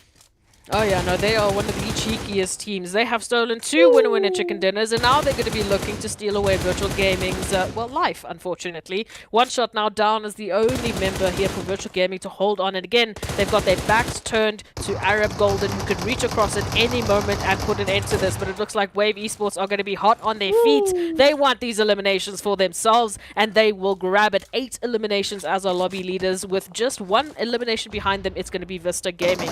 However, numbers are key. Blackjack Esports here from the south reaching in, and Arab Golden, this is not the rotation you want to see. Look at all of this line of sight that Blackjack have onto them. Yeah, and Blackjack Esports were definitely waiting for this. Same thing can be said about Mo Esports, because they've been in the compound for so long, waiting for that zone to force all the other teams into the open fields, because they know their compounds that they're holding are pretty much the only strong positions in the circle, the only part of the circle that has cover. So it's down to who the zone favors, and it does look like it will be Mo Esports. Blackjack now have to move, but they have so much intel on what is going on in the circle.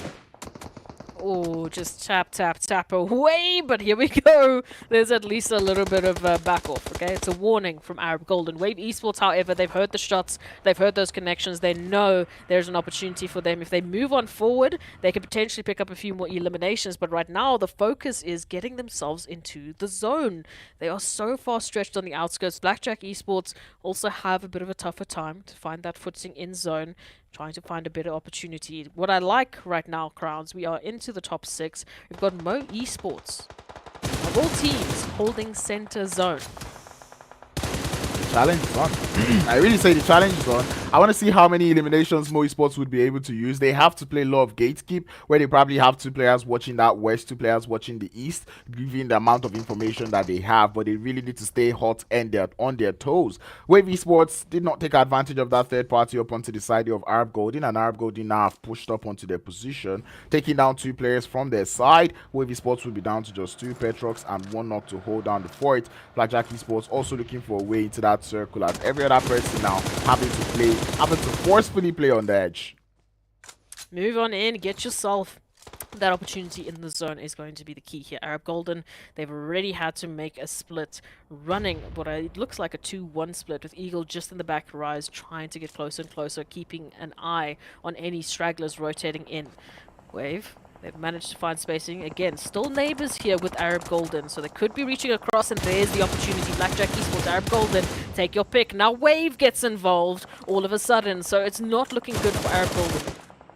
Yeah, not at all, not one bit. Like I said, Blackjack Esports, they had so much information on what is going on in the circle, and they're already beginning to act on that information. Oh, if that bike does go through with 2 players, I'll be surprised to see how they would end up. But URUS, though, they've been quiet on the west, and now they're taking in some shots. Eagle Goodbye. cannot get that HP down in time, and he will eventually bleed out as Arab Golden see their way back into the lobby. And now there's shots coming through from every direction. Blackjack Esports, now they're just finding out about URUS Esports, who's on that western edge.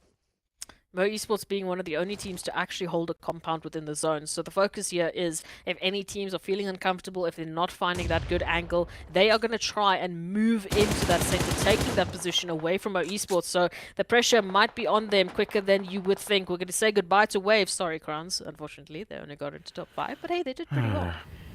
Well, they tried. They're inching closer and closer, and that's something that I love to see from them. Vista Gaming deciding that they would play very quietly on this part of the game, and I like that. That is something that is interesting. You don't have the numbers advantage, you have to work towards it, but it looks like URUS wants the smoke with the side of Blackjack Esports as they send it to the south, and that is the play coming through from them. There is no space in the circle, and they know that all they have to do is send it over and clear out all the teams on the east. But Blackjack is ready. Grenades will take down RUKH as they will continue to spam some more. The first would come through, third parties coming also, and URUS Esports realizing that this may have been a mistake.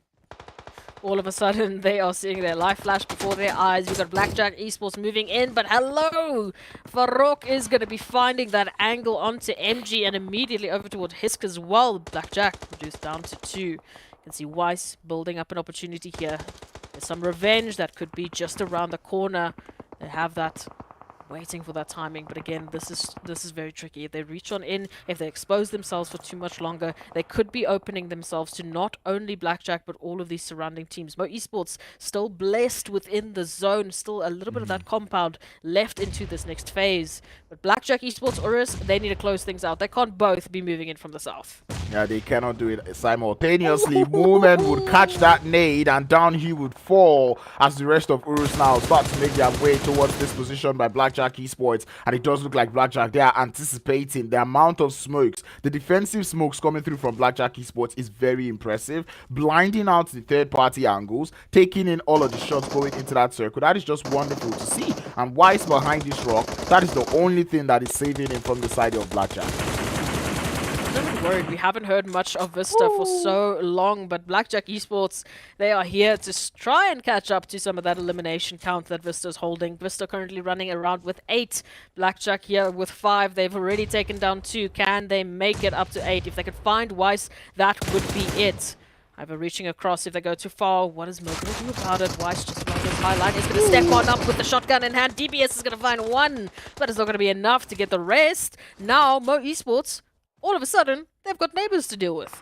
But then there's so much smokes blinding the side of Mo Esports, as Mo Esports will find one player there from Vista Gaming. It's Mozaro who would fall, but they would continue to exert the dominance on Blackjack Esports. His keys down. But Blackjack, one thing we've seen from them going through this day is how quickly they're able to grab their revives and remain as a 4-man team.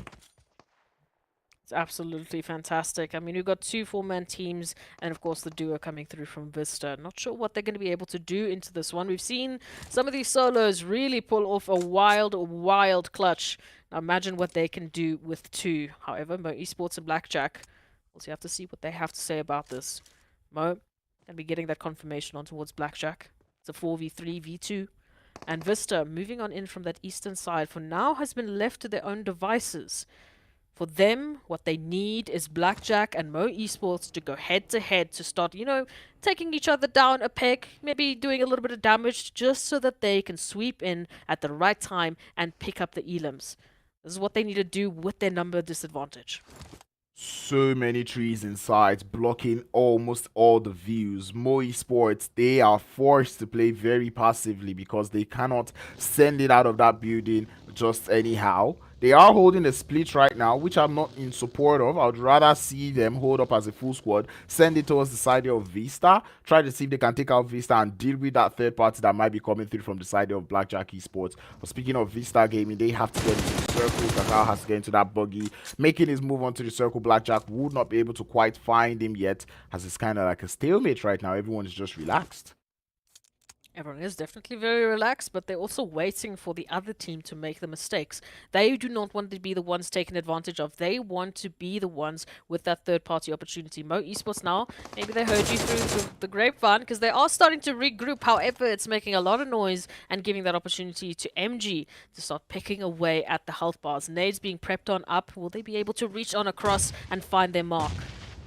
Now, that's the question we've got in mind. Grenades are landing onto the side there of Blackjack Esports, but they would not quite go down to any. But Mo Esports continuing to throw those smokes, continuing to start to push little by little as they will face some players actually facing the side of Vista, and then the rest pushing up onto the side of Blackjack. Grenades are running towards the side of Blackjack, but Blackjack, they are way behind that ridge line because they know that is where the opponents would want to launch their grenades towards, but Molotovs would come through the zone where in the final one, Bomb would eventually find one knock onto the side of Blackjack Esports, and now they're feeling confident. Zik with the 249 in hand, trying to hold on, but the third party is very strong, and he's going to fall. Phoenix behind the tree, he's not been spotted quite yet as Mo Esports now. They start to take the shots, but Phoenix going through the blue zone will try to get a knock. Hates would get him on the drop shots, and Mo Esports now in a 3v2, but the players there from Vista, they have capitalized so well on this one, and they're already pushing up closely. Vortex, he has to pin this nade down. The nade will go, would fall but not get the damage as we see the push. The Devil's Weapon in hand, Kakao would fall. Mozaro now in a 1v3 situation. Buggy just right beside him, and Mo Esports, this might just be their chicken. This might be their first win of the day as they start to spam the nades, but Mozaro would find one knock onto the side of Mo Esports. 2 players down for them, and now it's a 1v2. Oh my goodness, we just blinked and all of a sudden Mo Esports, the opportunity is up. Mozaro is going to make the dash for it, but Mo Esports, they don't get it. They don't get the connection. Hayes is going to be stepping up. He doesn't find the connection either. All of a sudden, this is a 1v1 scenario. This is for the winner chicken dinner. This is for Mozaro. This is for Vista Gaming to pick up 14 eliminations. What is happening? Hansley's down to 1. One more nade, one more shot, and that is it for Mo Esports, as Vista's going to be taking this winner chicken dinner. Nomads, an absolute throw. Coming from the side of Moe Esports, how do you lose that? No revives, no meds, but they still did not play as a squad. The shock in our face. This is not just shock. No, please keep talking. I can't. I can't. Because this is not what we expected. Like, I could go on and on. They had the advantage, they had the numbers advantage. All they had to do was grab at least one more revive. But you've just got to admire the play from Mozaro there. Talk about patience. And I think this idea of Moe Sports, why are you in rush? It's a 4v2. They got one knock. I mean, you can keep talking at this point. I don't. Okay, let's try and break that down. Look, I said Vista Gaming, what they needed is Blackjack Esports and Moe Esports to go at each other, you know, do a little bit of damage. But Moe Esports, they cleaned up that fight against Blackjack so well. They only took one knock from that, right? Then we started to see Vista Gaming move on in. They get that hit onto the second member of Vista Gaming. Then it's a 3v1. And Mazzaro is in the wrong place. He's on the other side. He needs to move on in. He needs to close that gap out in the open. Please, let's just go take a look at the highlights, because I can't.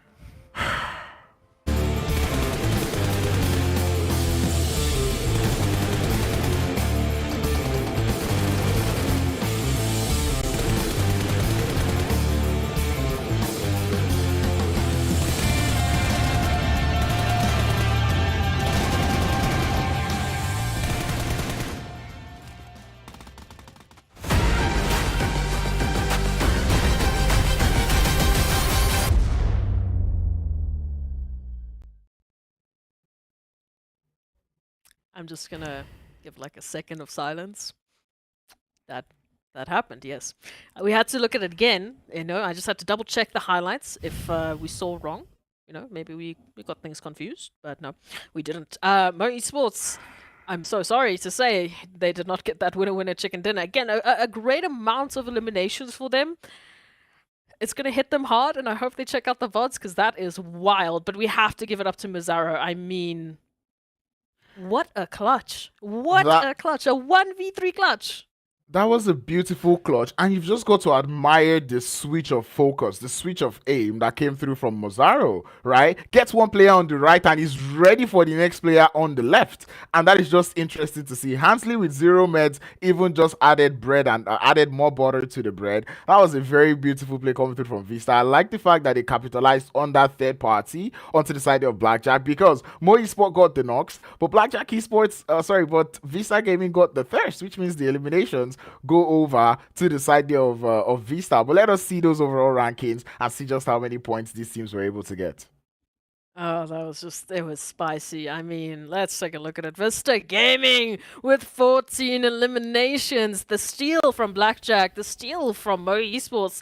It was spicy, man. It was spicy. 24 points for them to add over to that overall tally. Blackjack Esports not far off behind, but pretty far off, right? I mean, it's an 11-point drop from a duo. Vista Gaming, again, had the least numbers going into that final top 3. Like, just shoot as a squad. I don't want to talk about this anymore. URUS Esports able to put 9 points up on board. I'm enjoying what I'm seeing. Wave Esports able to put on 11, so I'll take it regardless. We do see those numbers trickle down to 3 on this first page, so we pretty much know what we're expecting when we head over to that second page. Some teams were looking for a little bit of the donut shop action, right? You know, it's a long night. They need a snack or two, but it will only be vampires in the world of battle actually to find that snack, as the rest of the teams, one way or another, picked up 1 to 2 points. So not too bad in terms of, I guess, your overall morale moving into the first double shot of Erangel. But we know we've got another Erangel just behind this one, unfortunately. As we take a look at it, we are going to have to say goodbye to the likes of Group D. They're not, hello to the likes of Group D to actually make their debut. And unfortunately, some teams will have to sit out and they won't be able to get that double dose. But what a wild wrangle.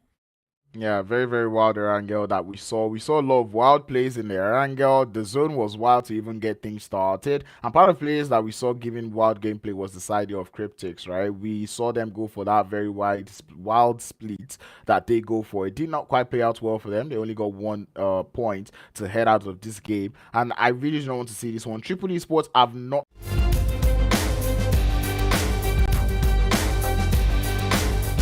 confused. Yeah, I was almost just as confused as what we saw there, but hey, just a reminder of what we saw on the second page. There it is. I mean, yeah, first wrangle of the day. This is why I like Fridays. We start off with Sanhok, then we carry over that little bit of chaotic energy into the first double dose of a wrangle, but we know we still have that one more dose of a wrangle, and that's going to be the opportunity for the likes, of course, of Group D to finally get a chance on a wrangle like Black Hand, Smash Team, RUKH Esports, and the Mind Weapon. They can move on in for a bit of an opportunity. Whew, but we definitely do need a break just to reset ourselves, to process a little bit, get some water, because that was wild, and we'll be right back with our third map of the day.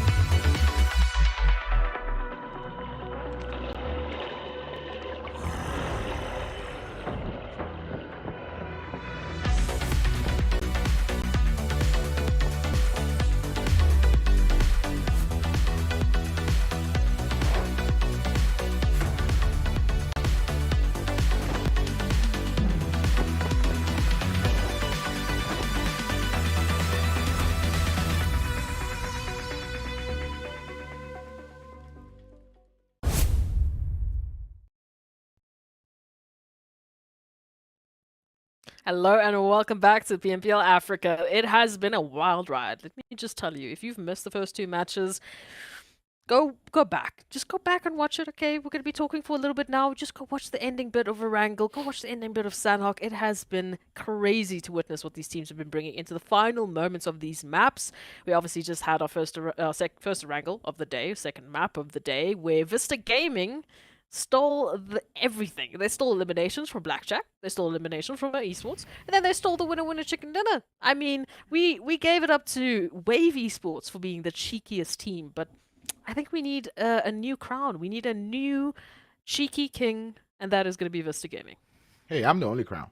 Anyway, that being said, we did actually see VISTA Gaming show us so good of a play heading into that game. And I'm saying that because early on in the phases when they were still as a four-man squad, we saw them sending it into anywhere they heard shots just to get those eliminations. Set themselves up so good heading into the final phases of the circle that regardless of the amount of players they had just two players. And when they had two players, the motive switched. It switched from, oh, trying to be aggressive to just, you know what, let's steal a couple of eliminations here and there, and even the chicken dinner at the end of the day. It's good to see. Again, we do love these upsets, whether we can understand them or not. And we don't really understand all of the things that are going on in the minds of these teams when they're taking those final engagements. There's a lot of extra parameters that we aren't aware of, so all we can say is what we saw, and what we saw was a fantastic Erangel. And now we need to get ready for the second Erangel. Hopefully it will be just as fantastic. We do have that opportunity to see a bit more of the action. We can take a look at the fantastic opportunity right up ahead of us, because just after this double dose of Erangel, it is the double dose of Miramar. So the teams that get that opportunity, they have a fantastic tip, and just working out how they're going to be getting those points into the next phase. Just in case you didn't get enough Erangel, now you're going to get yet more Erangel as we head into the second Erangel of the day. The last Erangel for the day, but not for the phase, as we've still got more to come. Going into this Erangel game, GREEDYFORKILLS, the World of Battle, URUS Esports, and Vampires would be sitting this one out. Four teams that really need to sit this one out because they've not been having the best of games. I mean, GREEDYFORKILLS have been bad. World of Battle, let me not even start. URUS Esports only did so well on this last game, and that was just 9 points. So if doing well is 9 points, nah, not really. And Vampires, I don't even want to start talking about them right now. It's a tough sell, right? I mean, we keep saying it. Everyone that is finding themselves in the bottom four of the general ranking, that means Smash, Team, TIMEOUT, MEA Esports, and Vampires, they need to lock it down. This week, it needs to be the best week they've ever shown us. And then I still think there's an opportunity. I mean, if you take a look at it, from 16th down to 17th on the general ranking, it's only 196 points to 175. That's still very doable. You can still take the likes of Virtual Gaming out. And of course, then just 8 points behind them, or ahead of them, is the Mind Weapon. So I don't know. I feel like I want to believe in these teams. I want to see that last day just switch up. All of a sudden, one of these teams, they just grab one of those top 16 slots, and we are left speechless. Once again, just like this flight path to zone. Franz, what is happening? Who did you guys offend? I mean, we get that because of S there's water, but... Hey, whoa, chill. This isn't me. We get the water part, but right now the ratio is not even good at all. This is already setting up to be a bad game for all of these teams. Now Blackhand are not even happy at all because this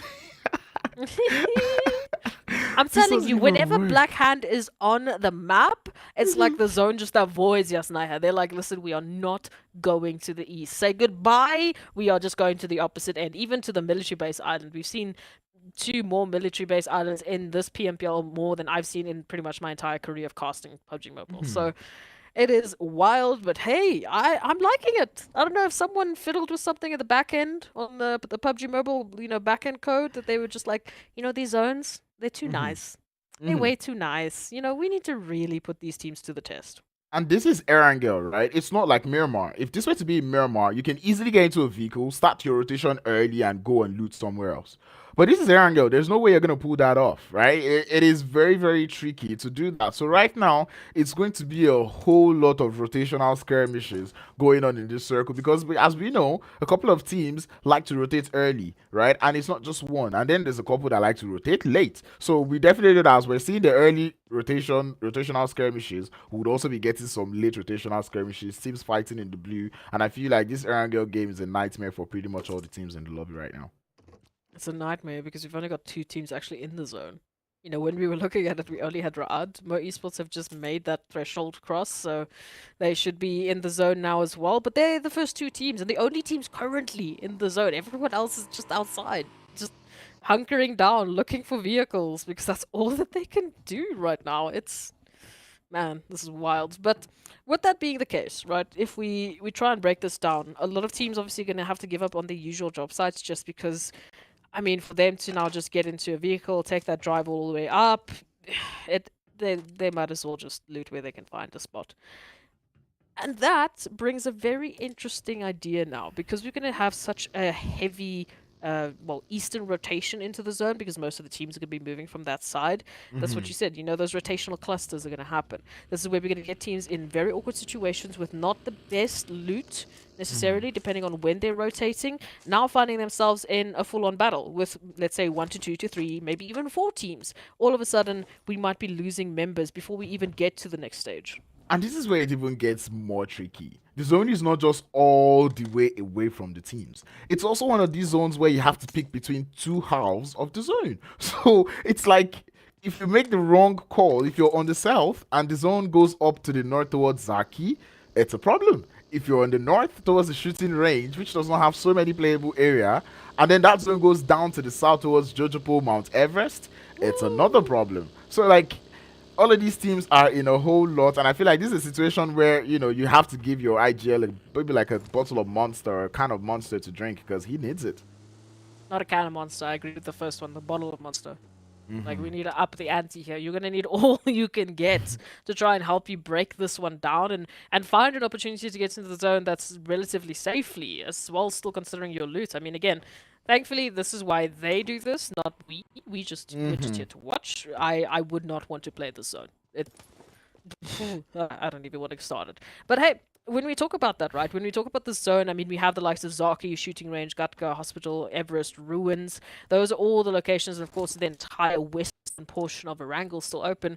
Where are some of the, I guess, highlight spots that you want to be talking about? Some points where you think if teams can grab a hold of that early on, they have an advantage into the next phase. Mount Everest. Like straight up. Straight right up. in center. You have to be there, right? If you're on top of Mount Everest right now, you have information. Whatever happens with the zone, you know how to get there. Because if you're in Mount Everest and that zone goes up to the north, you kind of have what, 2 bridges, 3 actually, that you can use to get into the circle. And being on Mount Everest, you see those bridges, so you're able to gather so much information as to if a bridge is being bridge camped. Anyway, if there's a bridge camp going on or not, right? And I think being in Mount Everest is a good position. The side of CRYPTICS, who have made it all the way to South Jojopo, also find themselves in a good spot, because if that zone goes up to the north, they've got that long Jojopo bridge that they can use to make it up to the other side of the zone. So it's pretty much a nice position to be. So I think anywhere around Mount Everest and South Jojopo, you should be pretty golden. This is going to be an interesting one, but we're already seeing a lot more teams already finding their way within the zone. CRYPTICS, they've moved on into their south Georgia pole position. Not a surprise there. Our Golden spotting out the mind weapon. White boy, please get out of that situation as soon as possible, because we need all the numbers we can get into this next phase of VISTA Gaming. I mean, off of the back of a game like that Erangel, off of such a wild 1v3 clutch, surely they should have some crazy momentum moving into this Erangel. I mean, could we see a back-to-back for VISTA, at least to get them into the top 3? I feel like we could see that one, and that is because from even day one, we've seen that VISTA Gaming is this team that works really off of momentum, right? And this is something that we cannot downplay when we start to talk about PUBG Mobile games. But then I have to say, you have to be able to play like it almost means that if the players there on VISTA Gaming are having a bad day, you're most likely not gonna have a very good game. Maybe that's what happened on day 2, right? But now on day 3, they seem to have found that rhythm. They've gotten that pop-off game, and I feel like they're in for a good game, going into this Erangel game. Okay. No, I like it. I'm gonna hope for it. I'm also gonna hope for a little bit more from the likes of course, CRYPTICS. We want to see a bit more from them. Titans, Triple. They had a tough start to the day. Now coming back on Erangel, surely we're going to be seeing a little bit more action from them. I do have to highlight Triple's rotation. They've already taken that entire western line already up into the south of George. Oh. So they are sitting up in a very nice position. We'll have to wait and see what this next zone shift is going to tell us. And look at that! If ever there was a zone bliss, it would be Triple. As soon as they get into that zone, it shifts towards them. So again, we're going to be looking at Smash. We're going to be looking at CRYPTICS, Ra'ad, great positioning for them as well. VISTA now moving in from the south. One of the few first teams to get themselves situated and to get them ready for this wild cluster rotation from the west. Rad looking quite all right because they're situated on Everest, so it's going to be how much information they can gather. And you know what we're talking about, those rotational skirmishes that will be coming from the teams that like to rotate late. We've got Titan and Lag Esports going around in the farm area. Escanor sending a grenade towards Axer. The HP would be drenched a little bit. Same thing can be said for the side of Escanor, as Axer will continue to launch those grenades towards his position, but Knight would fall to Titans. As we can already see the push coming in through Escano now being isolated. The burn would come through. The blue zone is taking a lot of the damage and it will indeed fall. Okay, Lag, Titans, what's happening here? Like, where are we closing this without? Lag have had a tough time. Just starting out the day with this confirmation now over towards Escanor.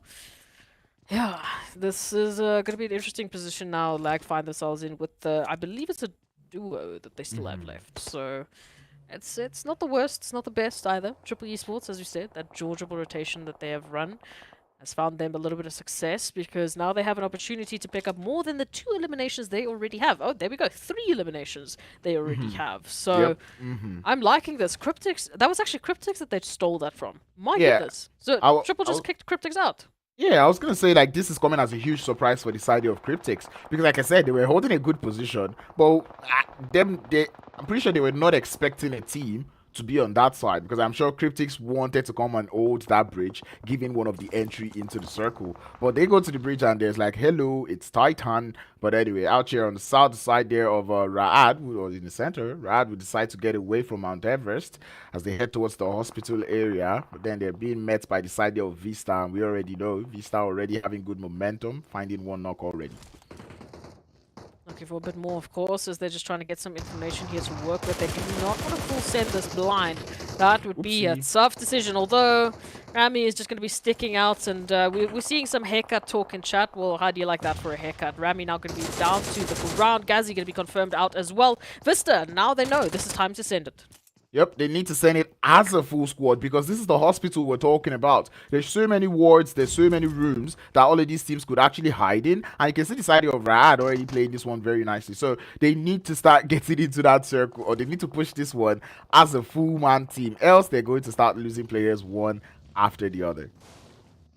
Oh, rotations, Vista. It is just looking very, very good for them if they can keep this one up. But Rad still holding on to that 2-piece. Look at that zone. Again, just, man, I can't deal with how much space these teams have to deal with. And now all of these teams still rotating in. I mean, Wave is still on military base island. So you can see what a tough journey this has been for these teams. And now they still need to hold on and get themselves into this next phase. Not gonna lie. Just go quiet.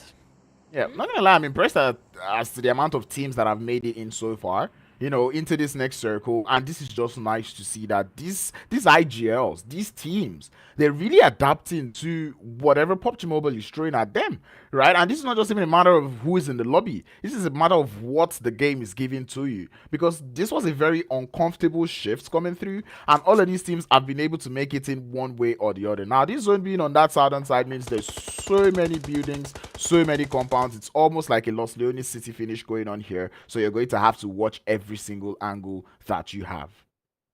Oh, absolutely. It's starting to heat on up. I mean, you've got players within the containers, you've got players within the warehouses, you've got players just sticking it to the high ground, just looking for an opportunity to chime on in. I'm liking what we're seeing with these elimination counts on the overall standings on the right here. Triple, Titan, Vista, our top 3 teams with eliminations. We've got Arab Golden also picking up a 2-piece, so it is looking pretty spicy. An opportunity potentially for some of these teams to get themselves to the top slot. The Mind Weapon, though, they are taking hit after hit after hit, now reduced down to only 1. Blackjack here holding with that 2-piece. Again, we're seeing so many of these early eliminations just off of those rotations.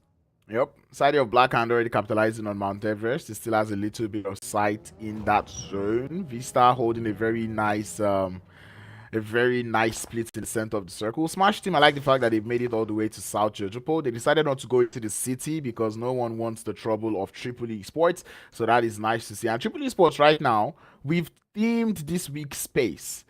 The amount of space that these teams are giving Triple Esports right now, it's surprising. Triple, Blackhand, and even Vista, these are teams that are looking to have quite a bit of space to play with. And you know, when that space comes through, these teams are able to capitalize on it. Oh, absolutely. This is going to be a fun one. Look at this. Now, RUKH Esports Virtual Gaming, Blackjack. These containers are going to heat up. As we can see, one shot already making that approach over towards the warehouse, looking for that first knock. That potential with the nade is going to be sending it on through. Will Pusher be able to rotate off? They do, but now they move on back. It's going to be a bit of hot potato back and forth. Yep, really back and forth coming through from RUKH Esports and Virtual Gaming Squad. But right now, Virtual Gaming Squad do not need this engagement. They do not need this push from RUKH Esports. RUKH Esports do seem to have woken up, but Virtual Gaming Squad will turn the tides. One nade to get the knock and another to get the flush coming through from Virtual Gaming Squad, and this is what I love to see, the confidence play coming through from them. I was about to say they don't need this one, but it does look like they will be looking fine with that one elimination. It's starting to heat on up. You can see rotations now heading through. That zone is forcing the hand of Virtual Gaming to get out of the situation, but they are right up ahead of Blackjack Esports, and Phonics will be very happy to take one of their members, maybe even a few more if they can find that connection. This is a bit of an awkward battle. We can see Blackjack Esports. They are looking to try and gatekeep both of RUKH and Virtual Gaming. And right now, RUKH might have that opportunity just to slide on by right behind them. Virtual Gaming, they don't have the same luxury. It's about to be chaotic. Everyone has to send it into the circle right now. There isn't too many playable space. The entire south is open fields. All they have to play is the north, and no one can really play off of that off of that eastern edge, because there is that idea that Mount Everest might actually see your position. But anyway, we do have teams sending it, and one of those teams will be Blackjack Esports onto the side of the Mind Weapon, Wipe Boy. I think it's the last player left for his squad, trying to hold it up as Zeke starts to send those Molotov cocktails up to the top. And there's third party imminent in this one. I don't know where that third party is coming through, but Wipe Boy is feeling it. Yeah, no, definitely they are starting to worry a little bit. All of these nades now moving in, already dropped down to the bottom floor, trying to just keep the rest of Blackjack Esports on their toes, or at least keep Zeke, because the rest of Blackjack still need to rotate in. Zeke can be finding that shot through the window, and that confirmation is there. So we can see the rest of Blackjack roll on up for the finish. Not much that they could have done differently in that situation for White Boy. However, even though they got this compound, which they've now had to unfortunately fight for, this is still outside zone. And look who's right up ahead of them, looking back and waiting for them to make their move.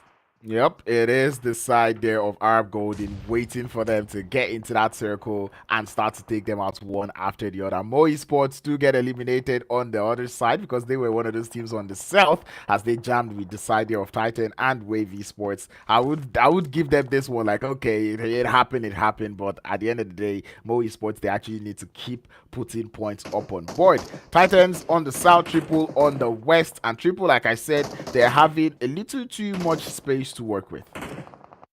Oh yeah, just a little bit too much to work with, and that always means that there's a little bit of something cooking there. Triple Esports will have to wait and see as well what's going to happen there towards that western side. Timeout here towards the south alongside Titans, who there's a bit of a give and take here. Titans have gotten themselves 7 eliminations. They've moved on in now from the southern portion of this, and they've literally just had to take fight after fight after fight. Whether or not they're going to be heading to the west looking for timeout is going to be my question. If not, if yes, then we could be seeing a pretty crazy Titan game once again. Yep, and the Titans, I'm pretty sure this is one of those games that they wouldn't want to let go. They do have that space on the south, but it is open fields. If they make too much noise, they will get taken out. And they're already seeming to make some noise towards the side of Timeout, as Timeout will just be hearing those mini 14 shots come towards their location, but they will not quite go down yet. I like the approach coming through from the side of Blackjack, going in from that eastern edge. Virtual Gaming Squad will be still holding it around the hospital area, and the same thing can be said about RUKH Esports.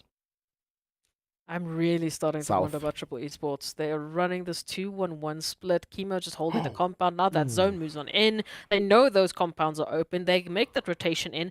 They and VISTA Gaming will be the only two teams holding such a strong angle into this next phase. So we'll keep our eye out on that. Meanwhile, Titans have scouted out timeout. They have found an opportunity here to just once again double down on eliminations. Maybe get those double digits.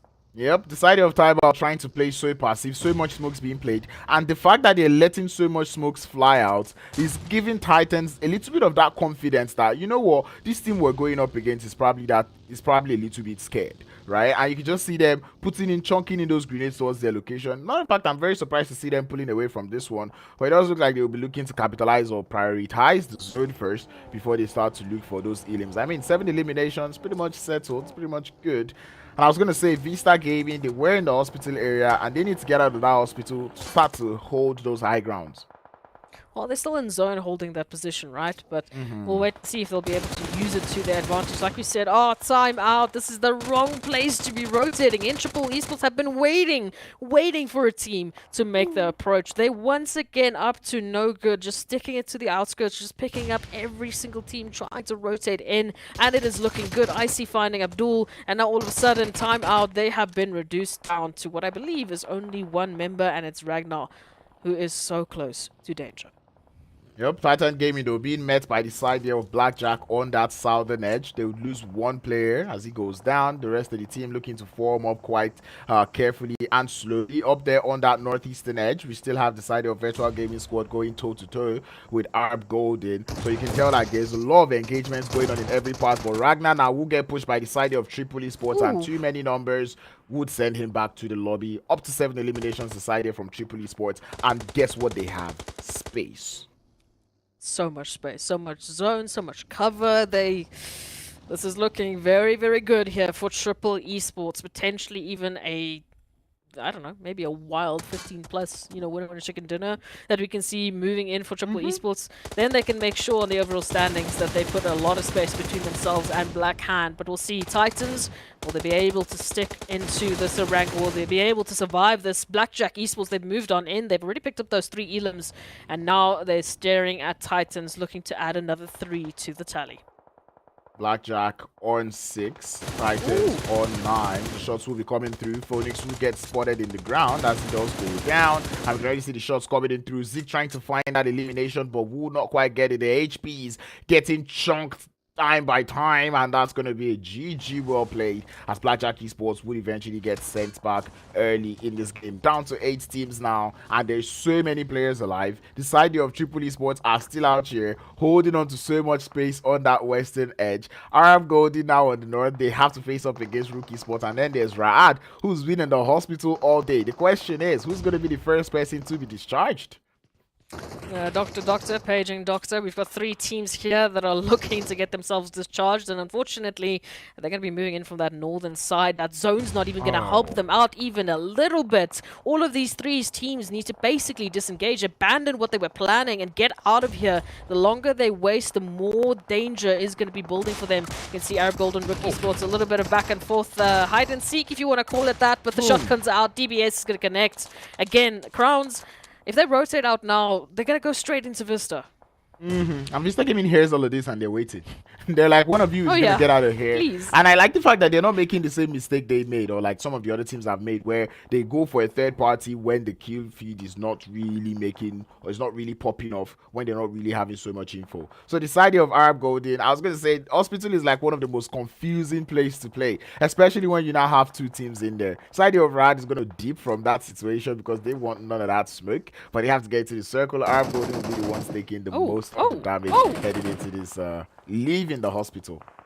I'm losing my mind because we just said goodbye to Titans. Black Hand, Triple Esports, they're running with that southern portion, and it looks like Black Hand might be heading straight into Triple. I don't know, they'll be holding on to those reses, so they won't be sending it just yet, but Triple, in the meantime, have condensed their location, all holding onto that compound. We've got Black Lost being a little bit cheeky, getting a flanking position over towards Triple, maybe for now, just getting information while we wait here. Raad, Arab Golden, RUKH, get out of here. Man, look at that solo player there from Arab Golden. The snake in the grass would try to find Azem, and he would get him down. RUKH Esports getting surprised now. Damage is done. Eugene would fall. Arab Golden played a little bit of help onto that one, but now Eagle IQ has to get into the zone, and Azem is ready to welcome him with this grenade being prepped. He does go out. The grenade would land to the face, and he would fall, taking him out in style. You love to see that one coming through from Azem. Unfortunately, the hospital is officially closed, so we are going to be saying goodbye to Arab, goodbye to RUKH, as we take a look at our top 5 teams into this next phase. Smash holding a very, very split approach, 2-1, with the 2 right behind Triple. Just getting a bit of information, just staying quiet for now, but it looks like Ilias has been spotted. Triple Esports, they've got such a wide range of actual vision onto this next zone. Again, just fantastic positioning. I'll wait to see. Black Hand peeking across. Is going to reach across. No way! And Red, what a spray! That man is dangerous with the 4x scope, and he's showing us why. But anyway, Triple Esports now, they will be facing the side of Smash, as Smash did lose the patience. Going into the vehicles to try to push up, they are losing numbers like flies. One more player would fall as it gets uprooted from the vehicle, and that would be GG. Well played to Smash team. I have no idea how they or why they decided to. They have such a good position onto the side of Triple, but they just decided to lose their patience and go down the hill. I don't know, it's a bit wild, but again, we'll never really know the cause. Maybe they got a bit of bad in intel and they just thought they would try and work it. It just didn't work out. Although, we're looking at our top three here, Triple Esports, Black Hand, and Vista Gaming still involved, so that momentum really working for them. Black Hand as well, just on the horizon of starting to pick up these points. We know Triple Esports, Black Hand, they have been staring into each other's eyes on those general rankings, and now there is a potential for them to finally build that gap, you know, build a little bit of space. They've been too close on those general rankings. They need to really just find an opportunity here to capitalize. But Triple, still liking their position. Black Hand out in the open, needing to be very careful with what sort of fights they take, because Vista from the north might be able to reach all the way across. I wonder how many vehicles the players there from Vista Gaming have, but because they do not have the best of positions right now, they're sitting on the edge of the circle. Leaving that compound is going to be very tricky, especially given the fact that Triple Esports have this position that they're holding. Side of Black Hand do not even have a good position in the circle. They have just that little reach line, and if the side of Triple Esports decides to push up onto them, it's pretty much going to be an easy wipe. Let's take a look at this. Triple Esports sending out a few couple of names, looking for some potentials here. If they can find that angle, they know the information. You can see Thor already getting a little bit angsty, trying to find a better angle here, trying to get some more information while keeping an eye out on Vista, who are moving in from that northern side. Dangers all around, but they are very eager to get involved. Very, very eager. They want it. And Triple Esports are just playing this one very quietly because they know there is no reason for rush. Old Boy and Icy facing their sides, facing their attention onto the side of Black Hand. Smoke's already being deployed as they decide to get closer and closer into nading range. And this is what I'm talking about. Offensive smokes would work so well for Triple Esports, and they're realizing that already. Smoke's already being deployed. They're drawing closer and closer, sending up grenades, and the damages is being done right now. Core very low on HP, so much Molotovs, so much grenades, and one would find eventually. Triple Esports would want to capitalize on that one as they get one knock, and it's almost the second as they continue to spam the grenades, as Plaza would also fall. RUKH and Storm trying to fall back for as much as possible. 3-1 splits coming through from the side of Triple. They know they've got this one in the bag. Shots would go out towards the side of Storm, but there's so many vehicles protecting him for the time being. Yeah, for the time being, exactly. Vista, they're using all of this chaos to try and close the gap as well. Moving on in, finding Chemo now. Kakao is going to be holding that push here from Triple Esports. All of a sudden, they need to reconsider, they need to regroup and keep their numbers in check. This is a three-way battle, and they do not want to lose it. Icy out in the open, or duck and dive somehow, some way. They're still alive.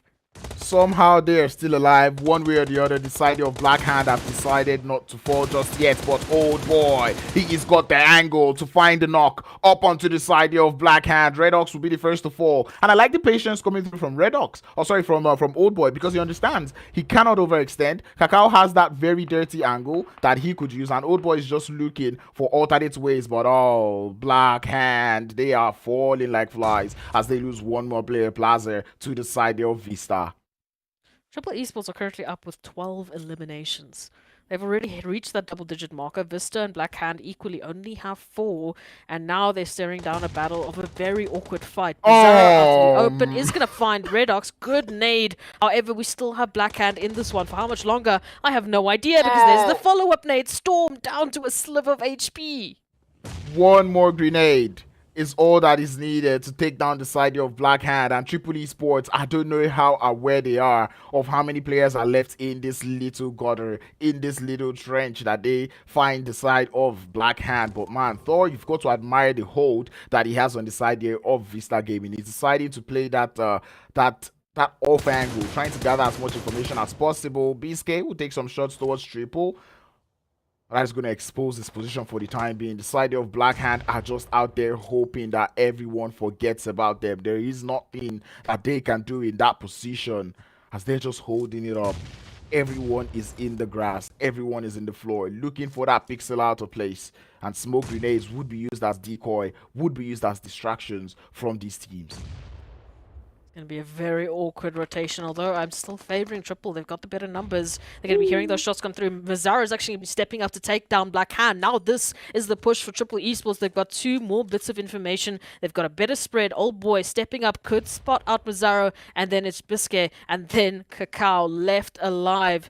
This is going to be an awkward split now. This 3-1 that Triple have, it means that they've got more flanking opportunities. They've got better crossfires, and Vista, I don't know, they need to somehow swing it. They need to just get like a double spray down if they want to hold on to this one. The amount of grenades that Triple Esports is able to accrue right now makes me wonder where they're getting it, but I guess it is off the loot boxes of the side of Black Hand. They continue to spam those grenades into the open fields, trying to force players to move, because the instance they throw a grenade somewhere and then they sense a little bit of motion, then they know there is a player around that vicinity. But Chemo's angle, it is paramount, but Biscay will spot him first. Not quite able to find the thirst just yet, as he is in the grass, but the blue zone will start to close real soon. VISTA able to get one player down, even in the target, but Mazzaro has been spotted. Quick picks from Old Boy will take him down, and now the balance has been tipped once more. The blue zone will continue to push. Biscay is waiting. He's got his eyes fixated on that airdrop, waiting for the motion. Takes the shot, exposes his location, and Icy gets a hold of that one. Finds him in the grass. Cacao will be the last player left, and Triple Esports might just be doing this one. They know they have to follow where that player is crawling towards as they look for the shots in the grass. Cacao now exposes his location as he takes some shots, finds a knock up onto Icy, but has to go for the reload. Will get caught on it, and that will be a GG. Triple Esports comeback, 17 eliminations, and a winner chicken dinner. Massive game for Triple Esports. I mean, just look at that 3.2 thousand damage that they dealt with in that final zone, and again, all off of the back of that massive rotation, finding those compounds within the zone, just having that line of sight onto everyone, having that protection of the actual compounds to work with. Just everything was just falling in place for Triple Esports. But it was a very awkward war of attrition between the 3 teams that they had to deal with, so it was good patience from them to find those final angles, to find that opportunity over towards Vista, even when it seemed like it might just for a second lean towards Vista's side. They picked it up and closed it out. Yeah, and I feel like Triple Esports did what the side of Black Hand should have done, given the amount of throwables that Black Hand had, right? Triple Esports played so well with the grenades. All they kept on using was the grenades, was the throwables, right? And when it came down to the final fight, they started to throw those grenades to tip off the players there from VISTA, making them move, because you know when you're in those final situations, you do not want to be moving too much, because that way they see you, but if there's grenades coming close to your location, you have to be forced to move. So that is what the side of Triple Esports did so perfectly, and it worked out well for them. Winner chicken dinner, 17 elims. Man, I cannot complain, and I hope this is the rise of Triple Esports. I definitely hope so. They've really shined into a different level, and there's a potential for them to continue that as we move into the double dose of Miramar. Only halfway through today, and the action has just been absolutely fantastic. So let's go take a look at those highlights.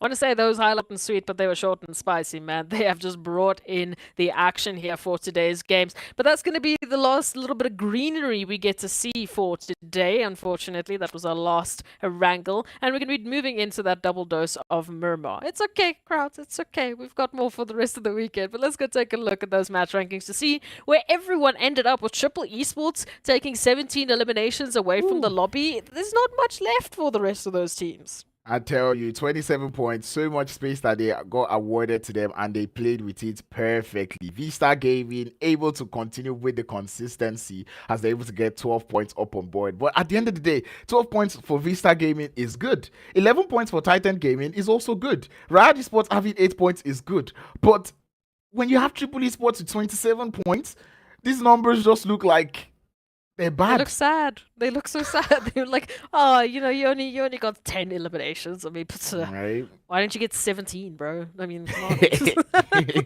Yeah, no, look, it's wild. When you have such a top-heavy scoreline, it definitely does outshine the rest. You can see top 8, RUKH Esports finishing off with only 3 points. So if we take a look at the second page, I'm hoping we're sticking to a little bit of that consistency. But yeah, Oh, Donut bound to Shop is happen. active today.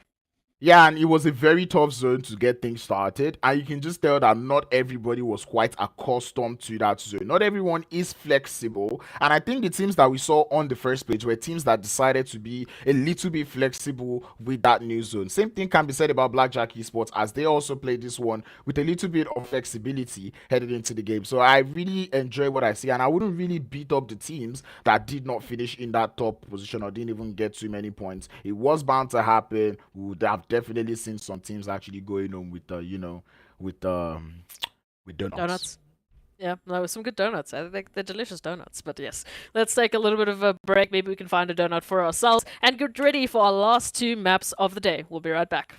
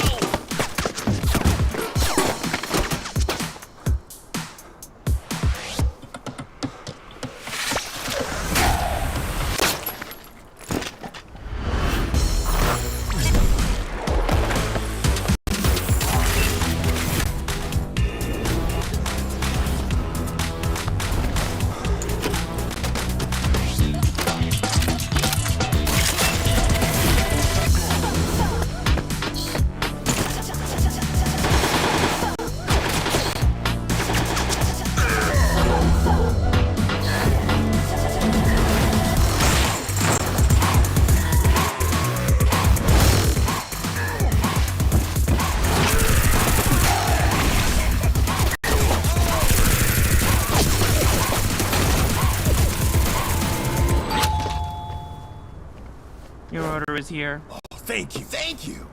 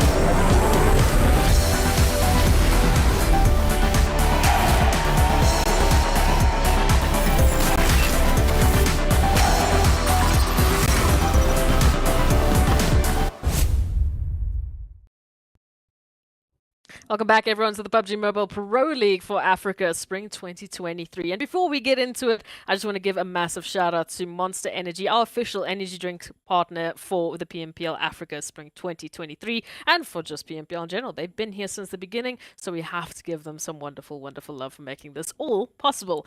Now, Erangel, done and dusted. All of the greenery, as we said, is gone. We're going to be heading over to the desert. There's some water to work with, unfortunately. All the teams have had to deal with a lot of water zones in this last week. So now we need to start talking a little bit about Miramar, who we are expecting on Miramar. Crowns, who are you feeling after so many upsets today? First off, I'm gonna say side eye to you. You're already calling for a water zone, but we're going into we're going into this Miramar game. We will not be seeing Triple Esports, who I wanted to call. So Triple Esports, Timeout, Blackjack, and Arab Golden will be sitting out of this game. So going into this game, I think this is game 4. GREEDYFORKILLS did sit out that last game. So I think I'll put my money on them because this is when we start to see GREEDYFORKILLS wake up. Definitely. They usually start to wake up after they take that one match break. So I'll put my money on GREEDYFORKILLS because I know in there, plus the second to the last game, you said it at the beginning of the broadcast, we always see them in game 4 and game 5 starting to pull off. So I think I'll put my money on Greedy. I'd also agree with you right then and there. We cannot sleep on GREEDYFORKILLS because as soon as we do, the rest of the teams are doing the same thing, and that's when they strike. They are waiting for us to underestimate them. So we'll wait and see what's going to happen on Miramar. But I would say GREEDYFORKILLS is a good team to put up there. In terms of everyone else, I don't know, Titans have been a little bit spicy. I mean, picking up those 10 eliminations, you know, they've definitely been making an approach. They didn't have necessarily the best other games in terms of placements, but eliminations, they are picking up some points. So we're going to put a little bit of a Titan fact right now, right? So Titan fact is, every Miramar game that comes in game 4 or game 5, Titans do not usually perform so well on it. So are they going to break that code today? Or are they not going to break that code? That's my question. I mean, I'm going to have faith. I'm going to have faith in every single one of these teams that they are going to shock us. They are going to surprise us because that's what they've been doing this whole season. I said it at the beginning of the season. I'm going to say it now. I don't have statistics anymore. I've thrown them out because they're a waste of my time because these teams, they decide that's the challenge. Whatever is in my little black book of statistics, the teams are here to completely break apart. So let's give it up to Titans. Let's give it up to GREEDYFORKILLS. They're like, trade out the window. You don't need it. At least not for us. It's not going to help you. Anyway, but that being said, we do see that playing path taking us all the way from the trailer park down to the little isolated islands we have in the outskirts of Impala. If you know what I'm talking about, you know that playing path is not the worst. It is kind of okay. Teams that are going all the way to Los Leones would have a little bit of a travel to make. Same thing can be said about CRYPTICS, who like to go towards that Chimasera area of the map. Greedy will be having a beautiful, nice float all the way towards Bunton, wherever like would normally see them. Same thing can be said about the side there of Black Hand, as they're also in the water treatment. And once again, that zone goes to the south and there's water as I mean, it's not a lot of water. You know, it's a little bit. You don't need to bully me about this. It's not my fault. I'm standing up for the teams here. It's not me. I'm not asking for this. I'm just saying it's been happening. Look, it's not that bad. What I like about this is that we're giving a little bit of shine to that southern terrain. We know it's very fun when the teams get to that portion of Miramar because it's pretty wild terrain to work with, right? So I think there's definitely an opportunity here for these teams to step things up to a whole different level, to maybe make some of those earlier rotations and bring in a fun little bit of energy, right? So it's okay. Just because there's a little bit of water, it's not going to be the end of the world. We will be fine. It's okay, I think. Maybe. Well, hopefully it is okay. Hopefully it's okay for all of this team. Raad holding all the way in El Pozo. They do look nice. And I'm liking the statistics I'm seeing there from Raad, you know, going into this Miramar game, right? All the Miramar games. 6.75 average elims with 1,558 average damage being dealt in this map of Miramar. You can tell that Miramar is definitely one of those stronger maps, or one of their stronger maps. Look, we've definitely seen sort of just the change in tide in terms of who's really been taking hold of Miramar. We used to say, especially in the first phase, phase 2 as well, that CRYPTICS were those teams to really bring it in. And for me, I have to highlight this as well, especially coming back from the previous season. And I'm going to say the previous season because that's when we introduced this new format. That's where we had the likes of Titans and 1 million then CRYPTICS now bringing in the top slots, right? They were the teams that were fighting for those top seats consistently. But as you've mentioned, CRYPTICS have been almost nonchalant this week. We haven't been seeing these rolling games from them, you know, where they're just taking names, taking like 15 plus elimination points and like just absolutely smashing the competition. They've been picking up points, but you know, it's not been all bare bones, but it's been just so uncharacteristic of them. Yeah, it's weird, and you know, most of the times they've gone out early, it's usually to the fact that they go on those splits and it's almost like they don't care about each other anymore. They just go on those splits and they're like everybody on their own. and all that. So it's not very nice. It's not very nice to see from CRYPTICS, and that's why I said earlier today that I really hope that they're not planning to bring that or this type of play into the finals if they make it. Yeah, look, I think on the overall rankings, they should still have quite a bit of a buffer from the first 2 weeks because they did pick up a significant amount of points. I think at the beginning of the day, they were in 6th on the overall rankings with 360 plus points. So that's a very healthy showing from them. Again, of course, Titans is sitting on that disgusting, like, 500 points or wherever they find themselves. So, you know, there's no real catching up to that anytime soon.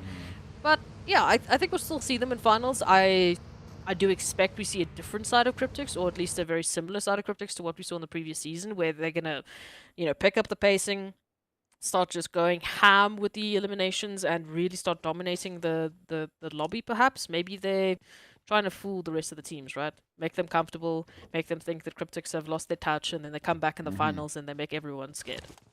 I mean, if there's one thing we've realized about this lobby is that they don't do too well with surprises, right? You know, every single time there's a surprise, it always hits everybody in the lobby as, you know, a surprise. You know, they usually don't do too well when we start to look at, you know, some of those unexpected plays coming through from the team. And I have to say, I'm looking at the statistics that are putting up on board, and almost every team has good statistics heading on to Miramar. I mean, we saw the World of Battle with 4 average elims, and now we're looking at Wave Esports with 3.75 average elims. These are decent numbers, you know. Very decent numbers. I mean, it's really going to show for, especially this double helping of Miramar, that these teams can hopefully start building on those points and start closing some of those gaps, getting themselves into better standings for VIKHVND, because they also need to play for their little bit of VIKHVND action this weekend, right? It's going to be the last weekend you get your potential share of that $1,000 prize pool, which you can only do if you get yourself onto VIKHVND, because you need to finish those challenges, especially the crossbow one, please, especially that one. So there's a lot more at stake here than just points, just bonus points, just getting yourself into the finals. Even if you have a good set of bonus points, I want the teams to just maximize whatever they can get. Well, the first not so good Miramar stats I'm seeing all day. 0.5 average elims in the map of Miramar. And we can already see the Mind Weapon driving towards that southern coastline, heading towards the side here of Puerto Paraíso. I really wonder why that's the play, but, you know, keep an eye out on them, see exactly what they've got in mind. Already taking shots will be the side there from RUKH as they rotate a little too closely to the side there of Greedy. And we do need, when they start to look at this map of Miramar, they do not joke around with it. It's going to be a fun one to see this coming to fruition. Again, because we have all of that southern space, all of this wild terrain, we're going to be seeing some of those earlier rotations. This team try to really get themselves set up sooner rather than later. Climbing a couple of those mountains, those hilltops with the buggies, they're some of the best vehicles to do it with. We've seen it time and time again. And now they can hopefully get themselves set up. I mean, we've had a very quiet rotation, which is nice to see. It's literally just the opposite of what we've had on Erangel. You know, you said we had a lot more teams in the donut shop, and it was expected because of that flight path in that zone. I mean, oh, it was painful, man. It was painful. So Really painful. now they've got some normality. Now we can just see 1 or 2 eliminations with those rotations, and hopefully the rest is a bit more normal. Hopefully. We hope for normal zones that don't have too much water. Right now, we know that zone is down there on that southern side. We have a little chunk, just a little bit, of Minas del Sur and Los Higos still in that zone. So we look forward to seeing which one of those teams will make it down there. Particularly keeping my eye out on the side there of Titans, because I really want to see how they will make it into the circle. They did go for their secondary drop, which is around the trailer park. So I'm looking forward to seeing how they would make it down to the southern edge of the circle and see how they'll play it. It's going to be a fun one. Virtual Gaming now, unfortunately, getting caught out in the open. Shots being rained on through, and the World of Battle still trying to keep it down, lock it down, get as many eliminations as they possibly can, while we wait for that next zone shift. And hey, there's only like 5% water now. Can't complain. Maybe like 2%. You know, it's that small. But anyway, we do see rotations coming in through a very choked up northern edge of the circle. That's where we see the likes there of VISTA, the players there from Virtual Gaming Squad, and even a little bit of the World of Battle out here in all of this situation. And we already know VISTA Gaming, they've had 2 good games back to back. Definitely this game being their last game before they take their rest. They're not going to want to toy around with it. Absolutely. So Rotations, rotations, rotations. I mean, if you like the southern portion of Miramar, well, you are in for a treat because we are going to get to see a lot more of it. The World of Battle still applying that pressure here towards virtual gaming, or Vista Gaming rather. While we take a look at virtual gaming, these two are going to confuse me, I can tell it. But World of Battle, they've picked up 1 or 2 eliminations. We can see now, you see now Vista and virtual gaming are picking each other apart. They're doing this on purpose, man. They're waiting for me to trip up. Yep, they're just waiting. They're like, Ez, you give us the key. You let us start, and then we'll get started.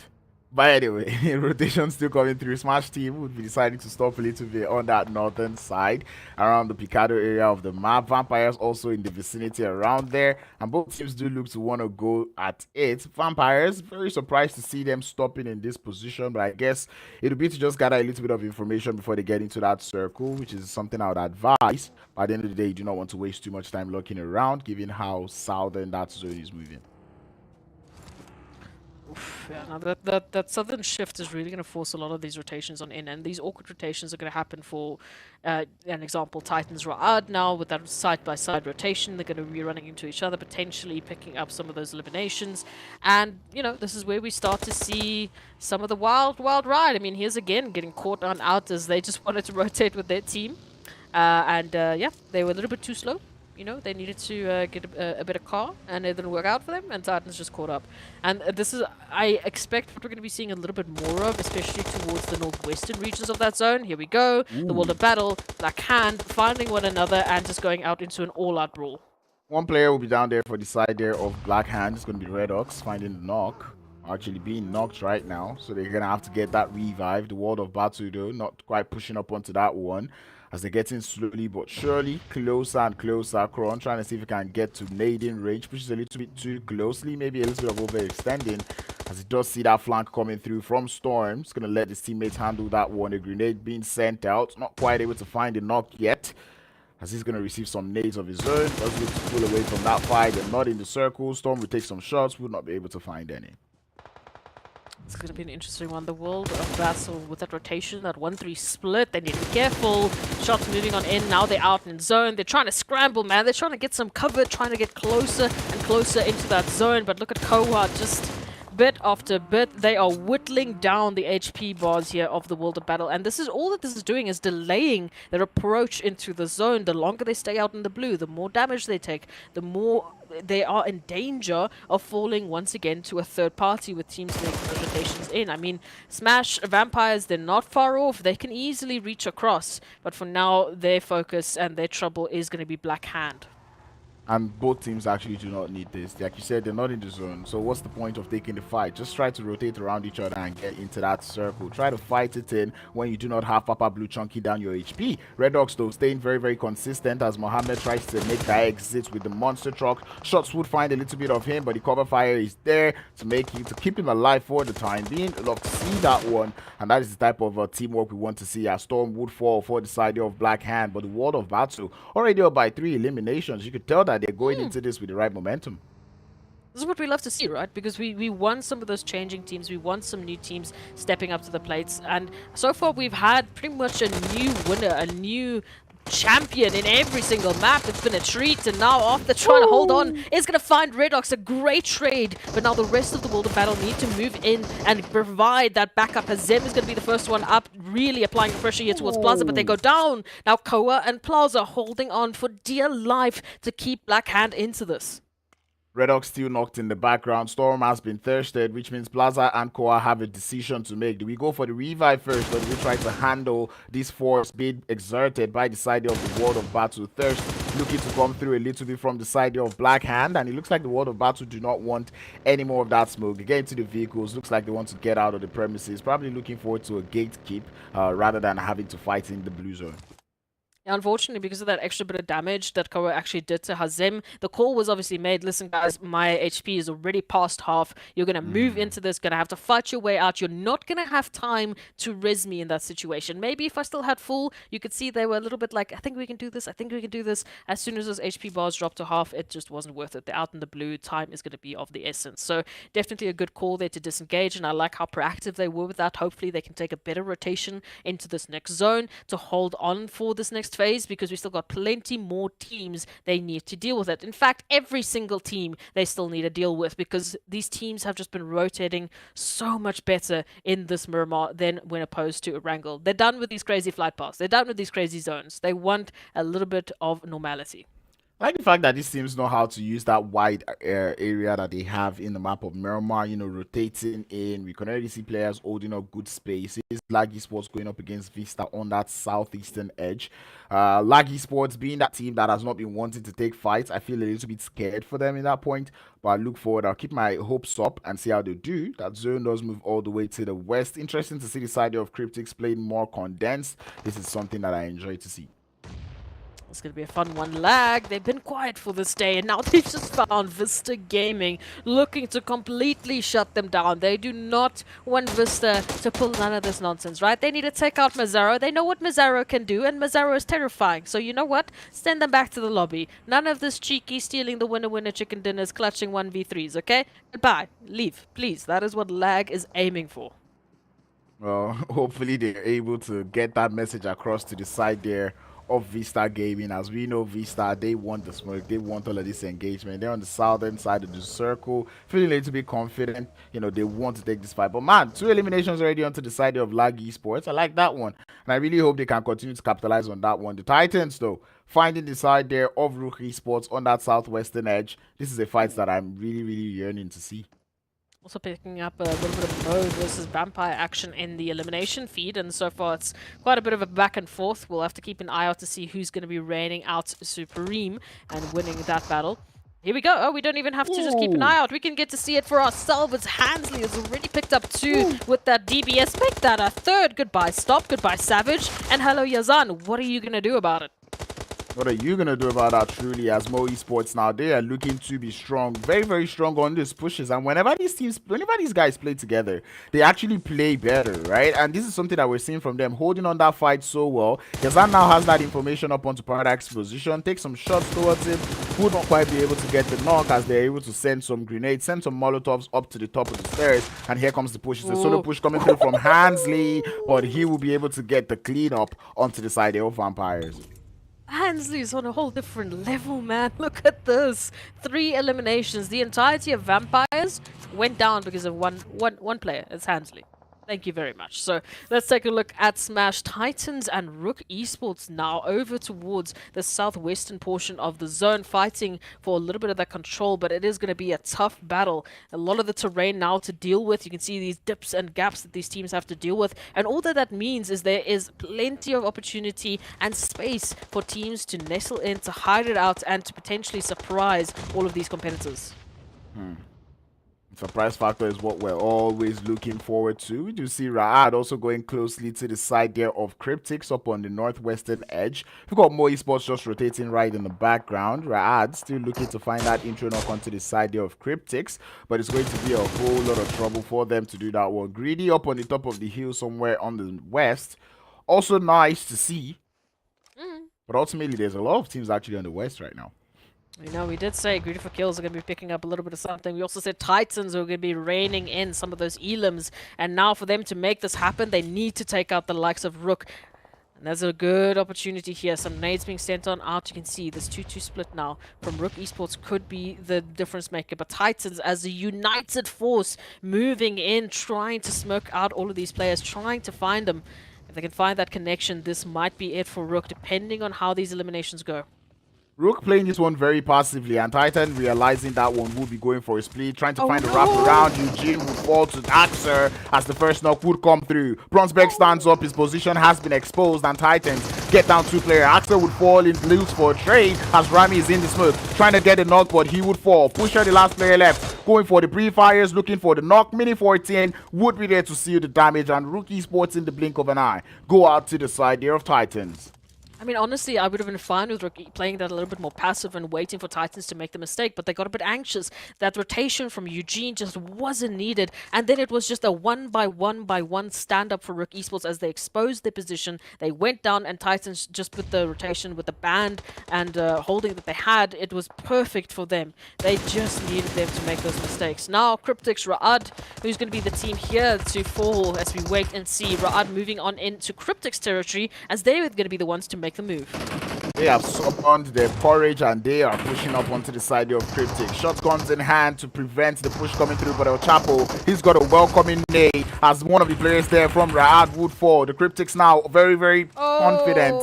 And one way or the other, the CRYPTICS clean up the side of Raad. A little bit of help coming through from the side here of Greedy. But still, it was a good kill. But man, GREEDYFORKILLS are here. They want some of the smoke. Grenades into the building would make Sente fall. And Greedy, they know exactly what they want. They want this third party action. One player already in the vicinity and we already have reinforcements coming in through. GREEDYFORKILLS coming in from the side will take a little bit of damage, but CRYPTICS looking to hold on to this defense for as long as possible. As long as possible, but of course GREEDYFORKILLS, they are just rolling in it. And we said, you know, second last game of the day, GREEDYFORKILLS, they have that opportunity, they had that break. Is this going to be the GREEDYFORKILLS that we know and the reason that they are finding themselves in third place currently on the overall standings? At least they were on the start of the day, but maybe they are looking to take that second place. If they can find CRYPTICS here, there's going to be a great amount of eliminations for them to add to their tally before they move into zone, right? Because they give themselves that peace of mind that the northern side is more or less secured. El Chapo out in the open. The World of Battle will be taking them down.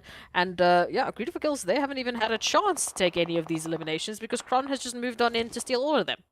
Yep, and that's definitely a needle in the haystack for this idea of Greedy. I like the fact that they committed to the compound being held by CRYPTICS, and instantly when they realized that, you know what, maybe it's too late, these revives would have come up, they're able to fall back to the top of the hill that they were holding. That is a nice play, but it looks like they've gotten just more than enough of Kron as they come in for that full send. Fivo will lose a lot of HP on the push, but that is not going to stop Nosa and Zoxy from going in through. Grenades into the shack. We'll be looking for Kron, but Kron is already out of there. That man able to apply his JP card just as quickly as possible, and the smokes for the decoy will work just well. But here comes URUS with the support that Kron never asked for, but he wants it and he's enjoying it. Absolutely, just give him more opportunities to pick up eliminations at this point. We'll wait and see for it. We'll be able to move into fruition moments. So close and very uncomfortable here with Kron, and that's going to be it. The World Battle is going to be sent on out. Lazy Boy almost immediately will be joining them in the lobby. And now URUS up against GREEDYFORKILLS here on towards the northern rise. Again, GREEDYFORKILLS, they need some of that spacing. They need some elims. All of their elims that they've had in front of them have been stolen from them. So this has to go their way. I would be very, very surprised if they get yet another third party onto the side of URUS and then they win this fight. Man. But anyway, Greedy already sent in some offensive smokes, and the same thing can be said about URUS as they're looking to ward off the side there of Greedy as they look for that push, trying to get looted up on Util. Pretty sure that is what they're looking for in those loot boxes. But the side there of GREEDYFORKILLS, they want a little bit of this one as Reno will get into the vehicle, going for a little bit of his scope, going for a little bit of his scouts, a little bit of a bait, and indeed URUS would fall for that bait, and here comes the push. Zoxy on the left would take the shots and would find Rauf as movement now. Here's the footstep approaching, take some shots towards Rauf, but now he's going to fall as we can already see Moment trying to hold up in a 1v2, but Greedy want the elim. 6 eliminations, and this is the Miramar prowess. This is what they've been waiting for. I mean, they must have been so frustrated every single fight that they've been taking. The amount of damage they have been dealing, and they haven't been getting any eliminations for it. Come on, this is about time that something changed. Now we take a look at Titans and the Mind Weapon already. Max found out almost immediately. As unfortunately Hansley goes down, I mean, the absolute beast that we've been seeing here for Mo Esports will have to bow on out. VISTA lag still in contention here towards the end. 17's left, and you can just see all of these eliminations right up ahead of Titans as they move in, and this mini 14 from Puncher is just absolutely decimating lag. Every time I call out the Titans, they always shut me up, and I love it. But anyway, the push will be coming through from the side of Wave Esports. Petrox does find himself in a world of danger, pushes up onto the side of Lag Esports. Escanor gets a little bit too surprised, but the mini 14 in the close range. Grenades from Mozaro would end Christmas or make that even Easter for the side of Wave Esports as they would lose one more player. Lag Esports now get the chance for the revive, but Mozaro, that man is being such a super solo. No, absolutely. There has to be an MVP reward, right? I mean, 1v3 clutch, now you're just nading players out of the lobby. Again, as a solo. How is he not afraid? He's just found another one. Stop it, please.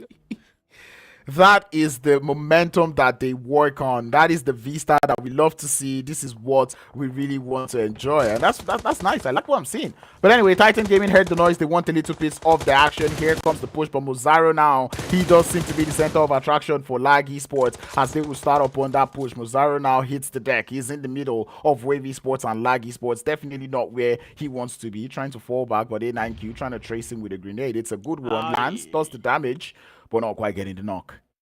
A taste of their own medicine now as Mazzaro's all of a sudden getting a lot more attention that they were looking for. A9Q will find that final confirmation. So thankfully, everyone in the lobby is safe now because Mazzaro is just not going to be worrying about it.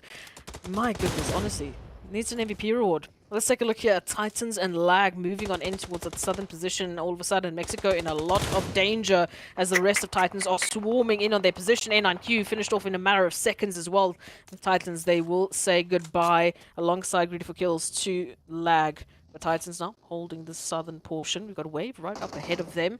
If they want to get rid of any oppression, of any potential danger onto the side of the zone, they need to deal with Wave.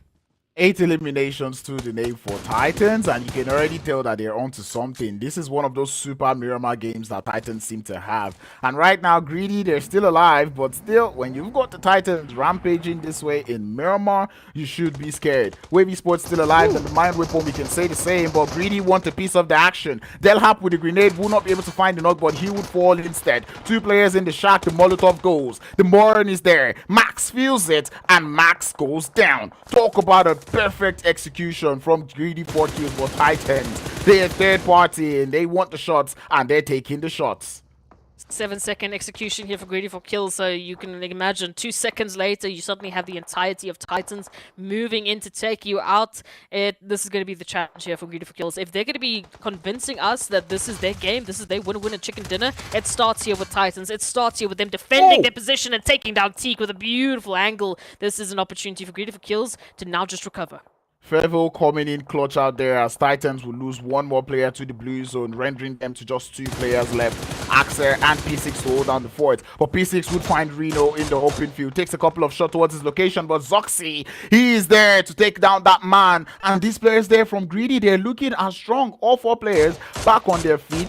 HP's back up, and the Titans, they're the ones that are falling. Axel, now the last member still standing, but your feet are sticking out, my friend. They can see you. Those pixels are there. Just that one little shot connecting could be it. But we'll have to wait and see. Axel, in the meanwhile, has the perfect line of sight there over towards Wave, finding the first one, trying to convert the second. But here comes GREEDYFORKILLS. They want the winner chicken dinner. They want it. They want it. Reno wants that elim. Does go for the push, but misses the mark as Axel would find him. Up in a 1v2, Axel finds himself. 1 on the left and 1 on the right. Grenades to his location would send him. And there will be the jump shot from Nosa to seal the damage. 12 eliminations onto the side there of Greedy. And these guys are looking so strong. Wave Esports is next. Make that 13.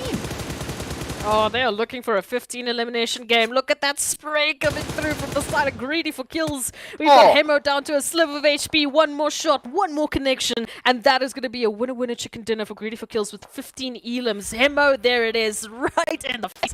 I mean, hello. That's one way to take that win. Oh, Greedy, you're always making us wait till the end of the day. 15 eliminations and the winner chicken dinner. You love to see that one. I love the confidence that they showed going into this game. They decided that, you know what, we're not going to be slept on. Having 2 players in that shack and 2 players on the cover fire, that was absolutely wonderful, and it was absolutely key in taking out the Titans in that game.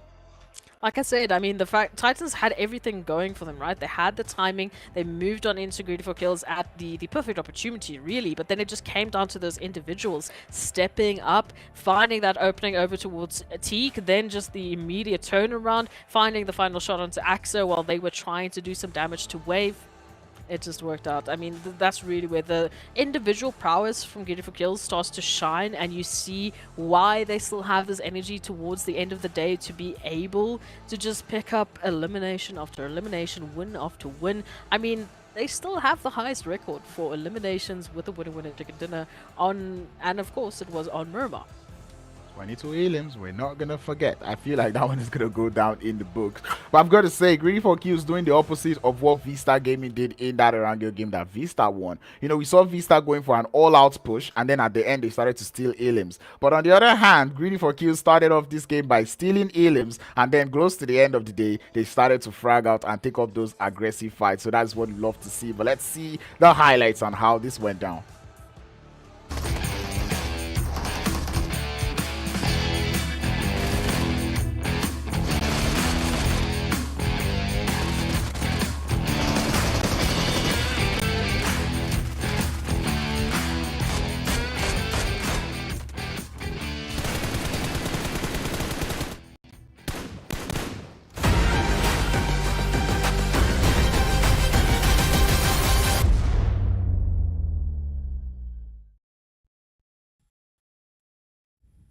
And I love seeing those highlights. You could just see Greedy4Kills, Fivo, and Zaxi just locking it down. As soon as Titans tried to do anything, they were there to shut it down immediately. So fantastic work coming through from the entire team of Greedy4Kills to pick up a fantastic winner chicken dinner. But let's take a look at the match rankings to see how many points they got with that winner chicken dinner, with the elims of 15 and a double-digit game from Titans as well. We called it here, Crowns. We said Greedy4Kills, Titans, we can't sleep on them. Yep, Titan Gaming deciding to break that curse, telling us that there is no such thing as Titan Gaming not good on the second Miramar game of the day. They've also shown us that there's no such thing as Titan not being able to play Sanhok. Greedy, leaving to the only statistic that we have, an analysis that we have that currently works, getting that winner chicken dinner, 25 points up on board. But I have to say, Greedy and Titans holding up so many points on board, and then every other person, they're like, you know what, manage the less than 10 elims, less than 10 points. Oh no, it's so good, but we can see a little bit more of a healthier spread, if you can call it that, as we only have our top 8 going as low as 4 points. So we can take a look at the second page to see how many customers went to the donut shop. Hopefully not a lot, because we did have a nice zone. Only RUKH and RUKH actually going through. So again, we're starting to work with that statistic of only 2 or so people and teams actually going to the donut shop, so that's not too bad. Yeah, but Rookie Sports being one of those teams is something I don't like to see. And when Rookie Sports decided to play passive, that is what really happened to them there. That fight against Titan Gaming wasn't one that it took too well, because I was looking at it, there's like, then Titans are sending grenades towards your side, but you're not sending any in return. You know, it baffles me as to why there was no even sort of attack coming through from the side there of Rookie Sports until the fights did get started. So that is not something that I really enjoy to see. Virtual Gaming Squad, you're on 16th. You're not putting up so many good numbers up on board. But it plays out well for them, because Mo Esports was their final game, and Mo Esports were only able to get, 4 points going into this game. So I think Virtual Gaming Squad probably feeling a little bit confident right now that, okay, Mo Esports and the remaining teams that are below us on the general rankings aren't doing just as well. Yeah, well, they're going to have to hope that that's going to be the same case. If they continue this and the rest of the teams start picking up the pacing, we might have a different stage. But we're going to be going to a short break as we get ready for our last map of the day. So stick with us, get some drinks, get some popcorn. It is going to be wild.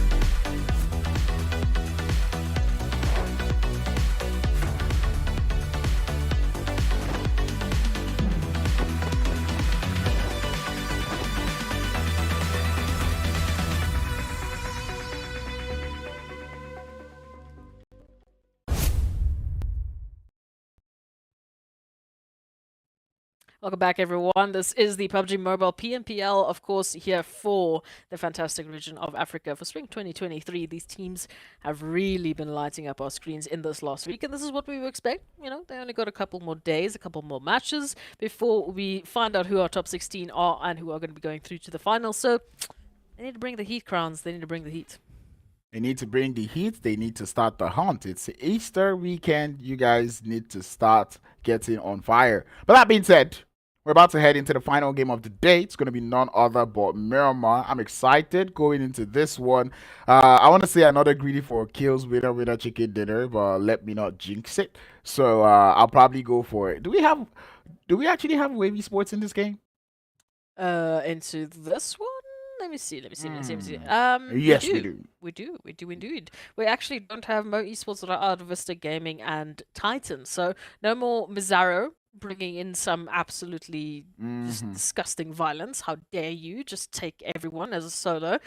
So yeah, he can relax and hopefully just chill out a little bit because man is unhinged. But we do still have to make the question and start to ponder a little bit. You know, Wave Esports is in this last match. CRYPTICS is in this last match. That's also a team that I'd like to see a little bit more of. Blackjack Esports, they've been semi-consistent for us today. They picked up those two fantastic games that I feel like, especially that Erangel could have gone a different way if Mizzaro wasn't on the map. Mizzaro just wasn't there.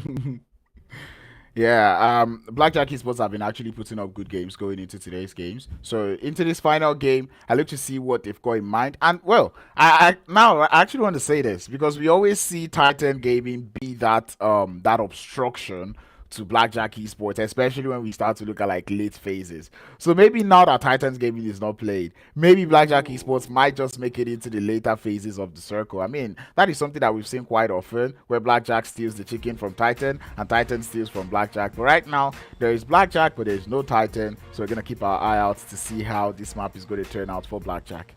Since we don't have Titans as well, we need to start wondering all the teams that they would normally take out because of all those crazy eliminations now have an opportunity to get some eliminations of their own. So yeah, I think Blackjack definitely have a good chance into this Miramar, maybe for a winner chicken dinner. But in terms of the eliminations, I don't know, man. I feel like there's something brewing. GREEDYFORKILLS definitely cooked up a little bit of a storm, but they also were having their elimination stolen by like the likes of the World of Battle. So maybe we're seeing a different team picking up the eliminations this time. That's all I'm saying.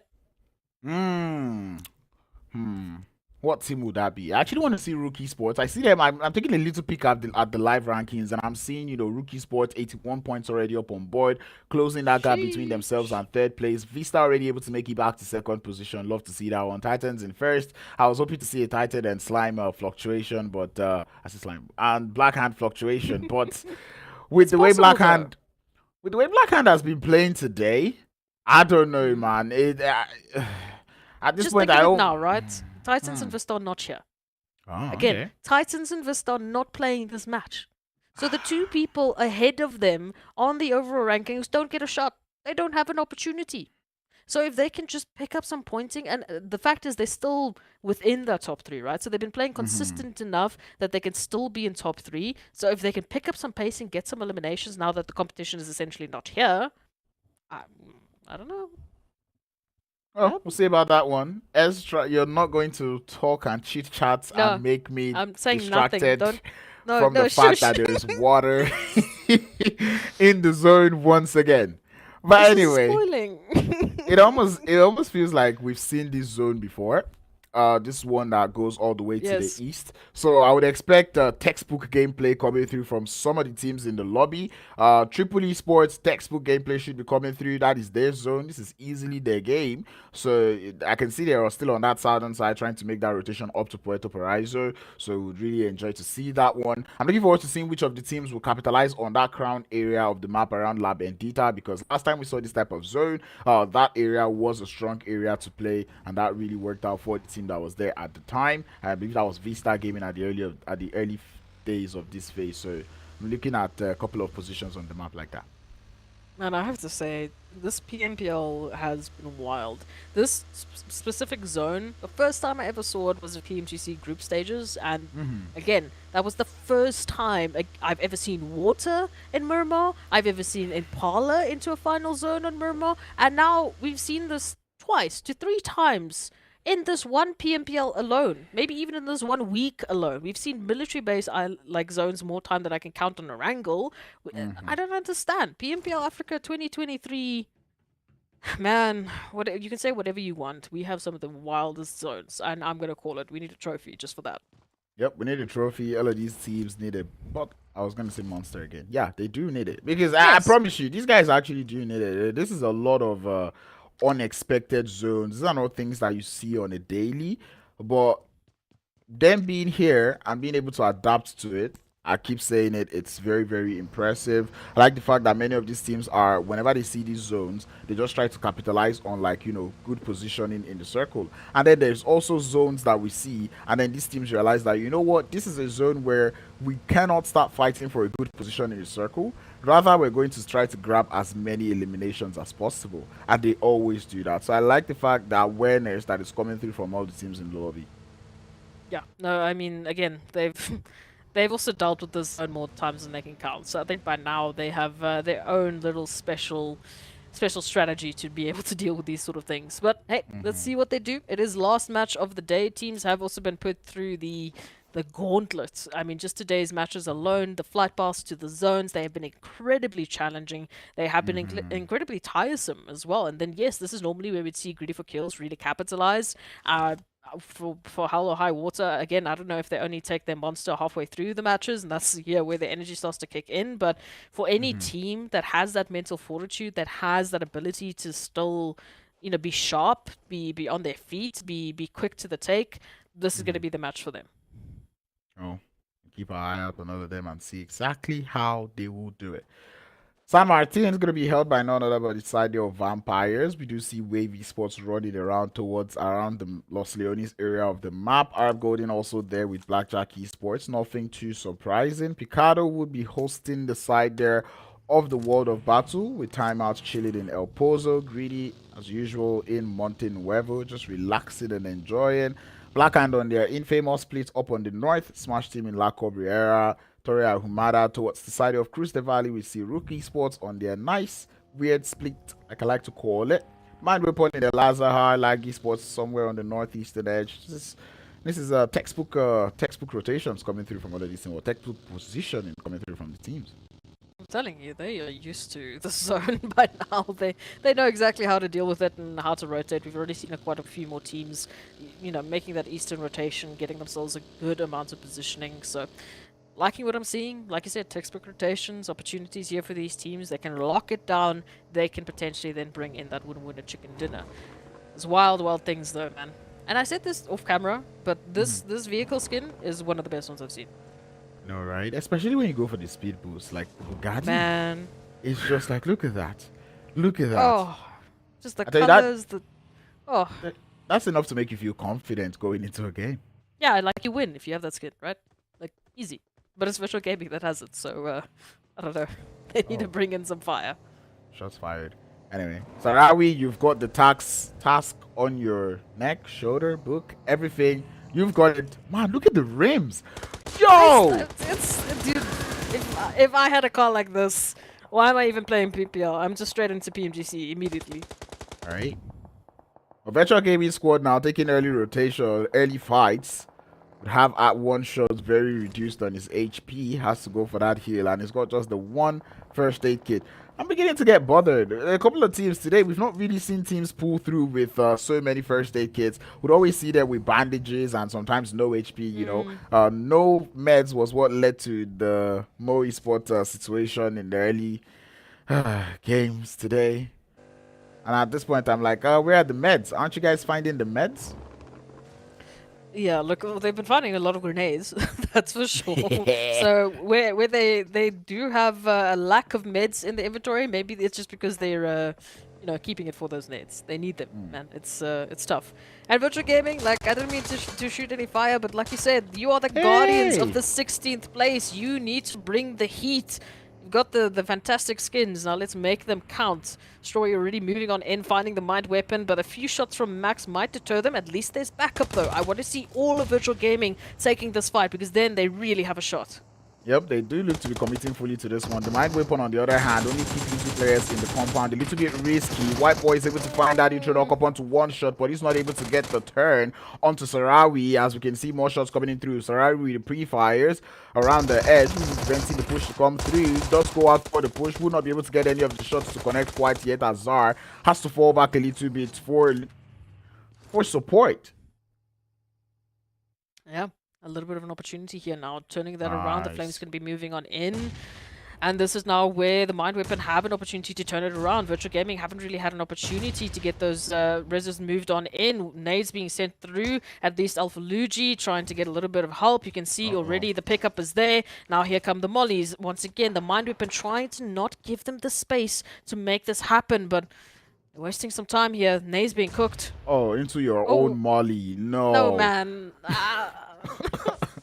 What is going on? Rookie Sport did hear the noise though, so they want a little piece of the action. Virtual Gaming Squad will be able to grab all revives up onto their team members. The Mind Weapon now looking to capitalize on the compound. Only 3 players in the vicinity for the time being.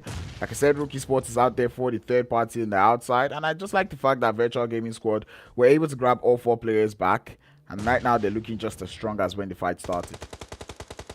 Oh, this is just such a weird battle because we keep having this fluctuation in like the timing, the momentum, but ultimately Virtual Gaming, they've taken this compound away from the Mind Weapon. It's theirs now. They said, thank you very much. This is ours. We paid the deposit, so you can leave now.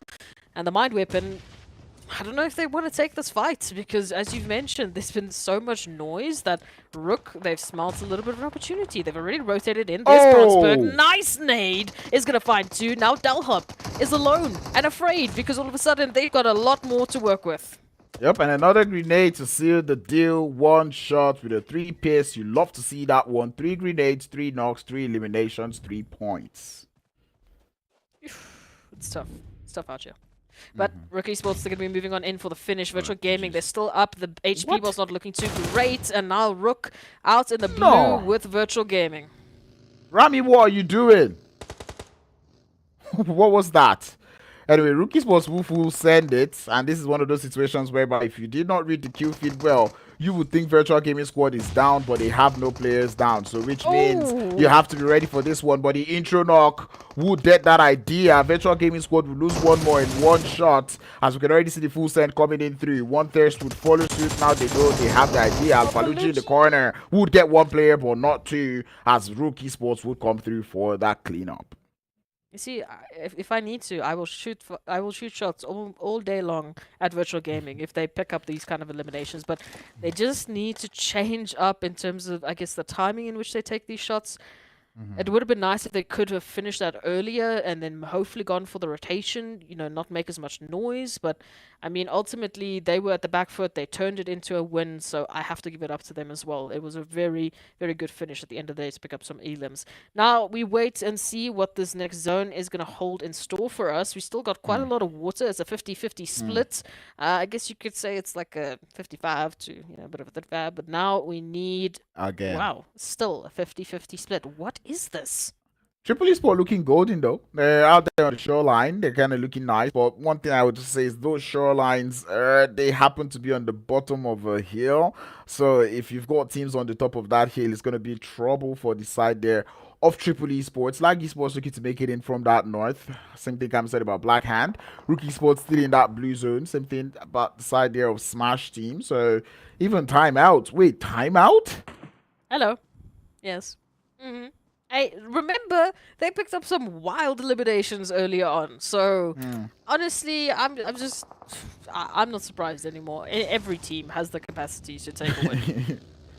Yeah, but then being in the blue zone for this long, well, they are speed boosting into the circle, so I guess they should be just fine. Greedy4Kills out there on the south, looking to follow the similar approach that they did in that previous Miramar game. Maybe they might be able to scout into that western side from the southern side, hopefully. CRYPTICS playing more condensed. Love to see it. Out there on the west, same thing can be said about the side there of Wavy Sports, holding a little bit of a split out there. 2-1-1. I look forward to seeing how they're going to maneuver and play this one.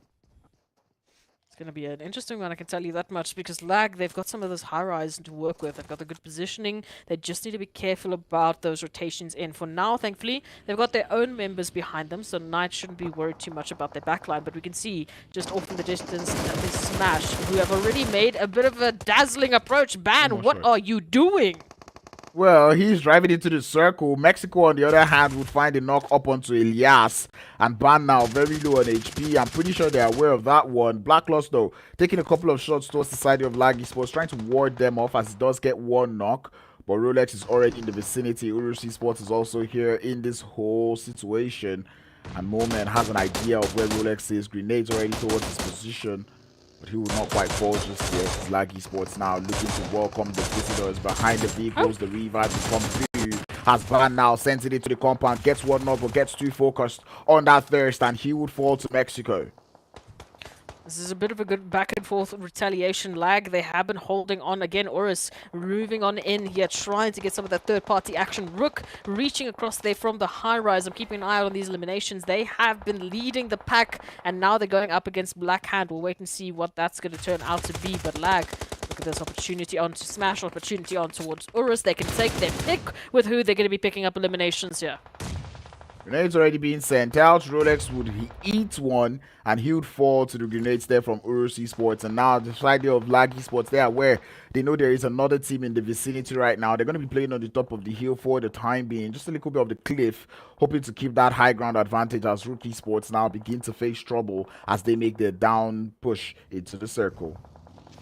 Timeout finding vampires. You got the water battle picking a bit of a bit of a fight over towards RUKH Esports, and Arab Golden might have just sent the entirety of Wave down into the lobby. We'll have to wait and see how that's going to turn out. Lag, though, they're on a bit of a roll here, looking confident, looking aggressive, and they still have URUS to take out. If they do, that is a very good opener for them towards this northern side.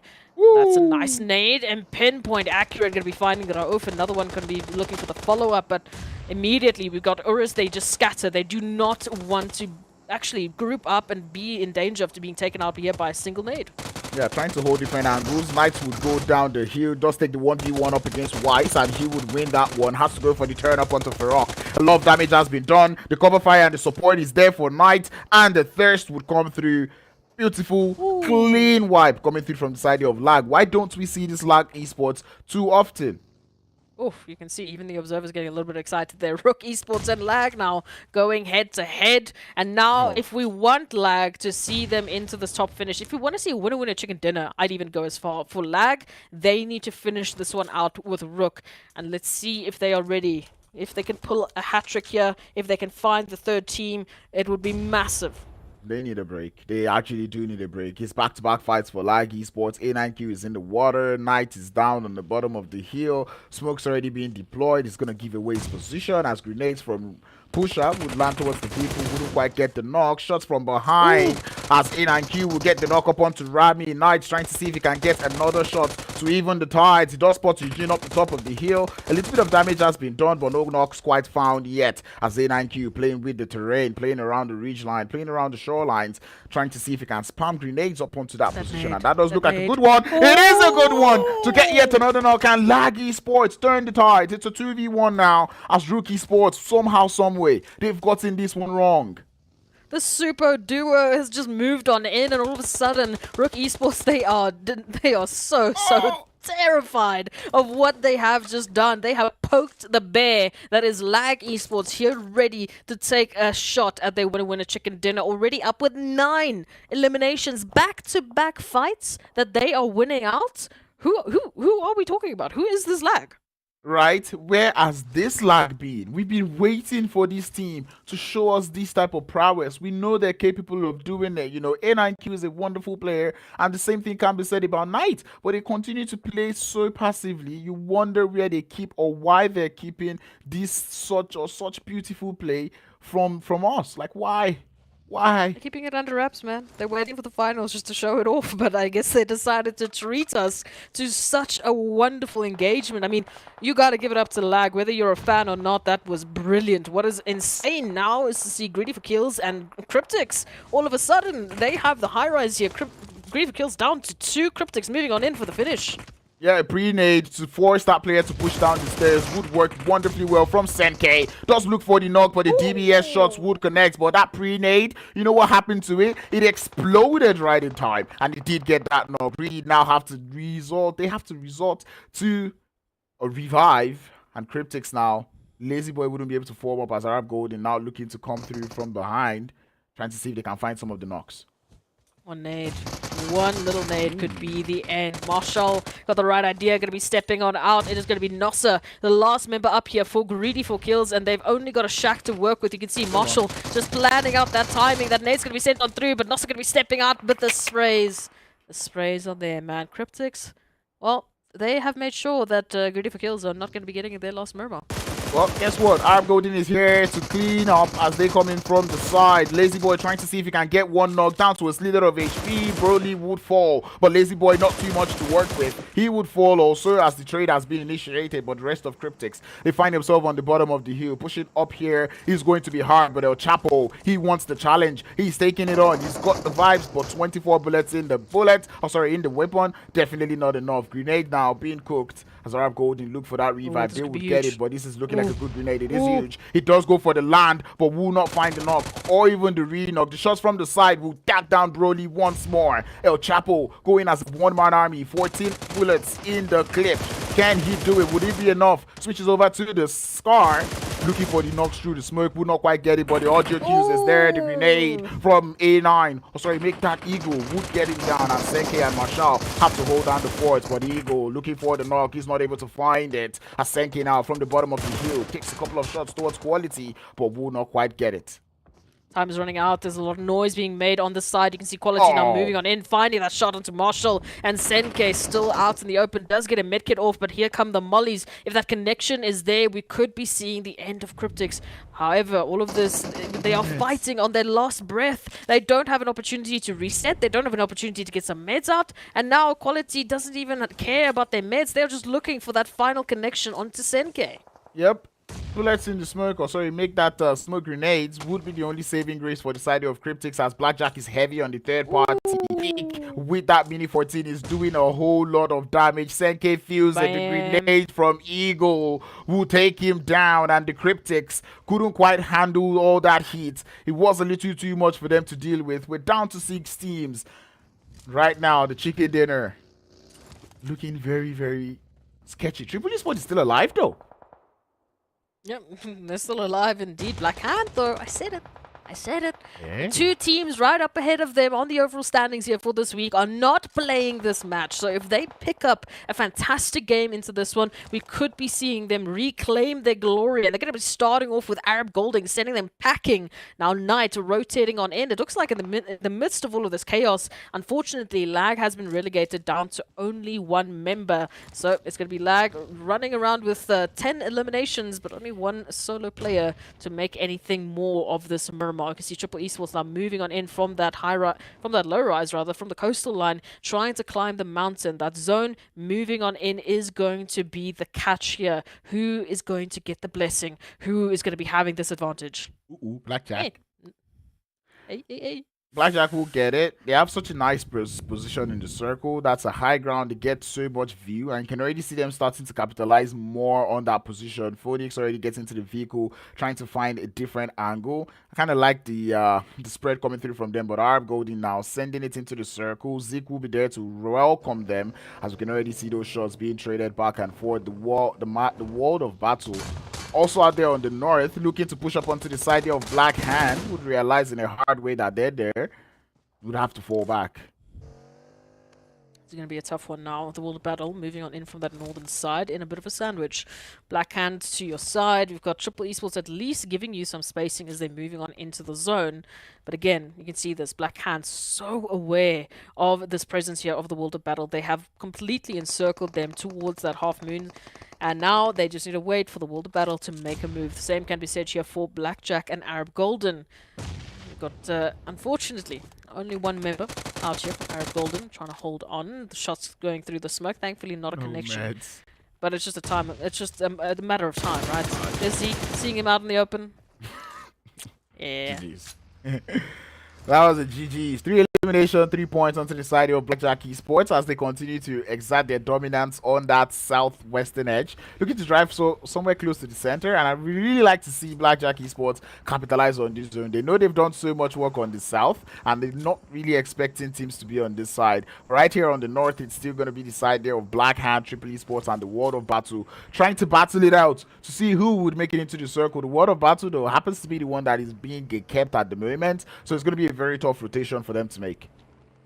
I have to say, into this final zone, I mean, even if it keeps shifting more towards the south, you just have to keep favoring Blackjack Esports. But the World of Battle, they were running out of options, and they decided to take one of the wildest ones yet, just send it on straight through into Black Hand. So I'll be saying thank you very much for those extra 2 eliminations as they continue down into the zone. Black Hand, massive opportunity for them, but they're putting themselves in a bit of a tough situation here. You can see how close they are to Blackjack Esports. Obviously, Triple have a great line of sight on towards them.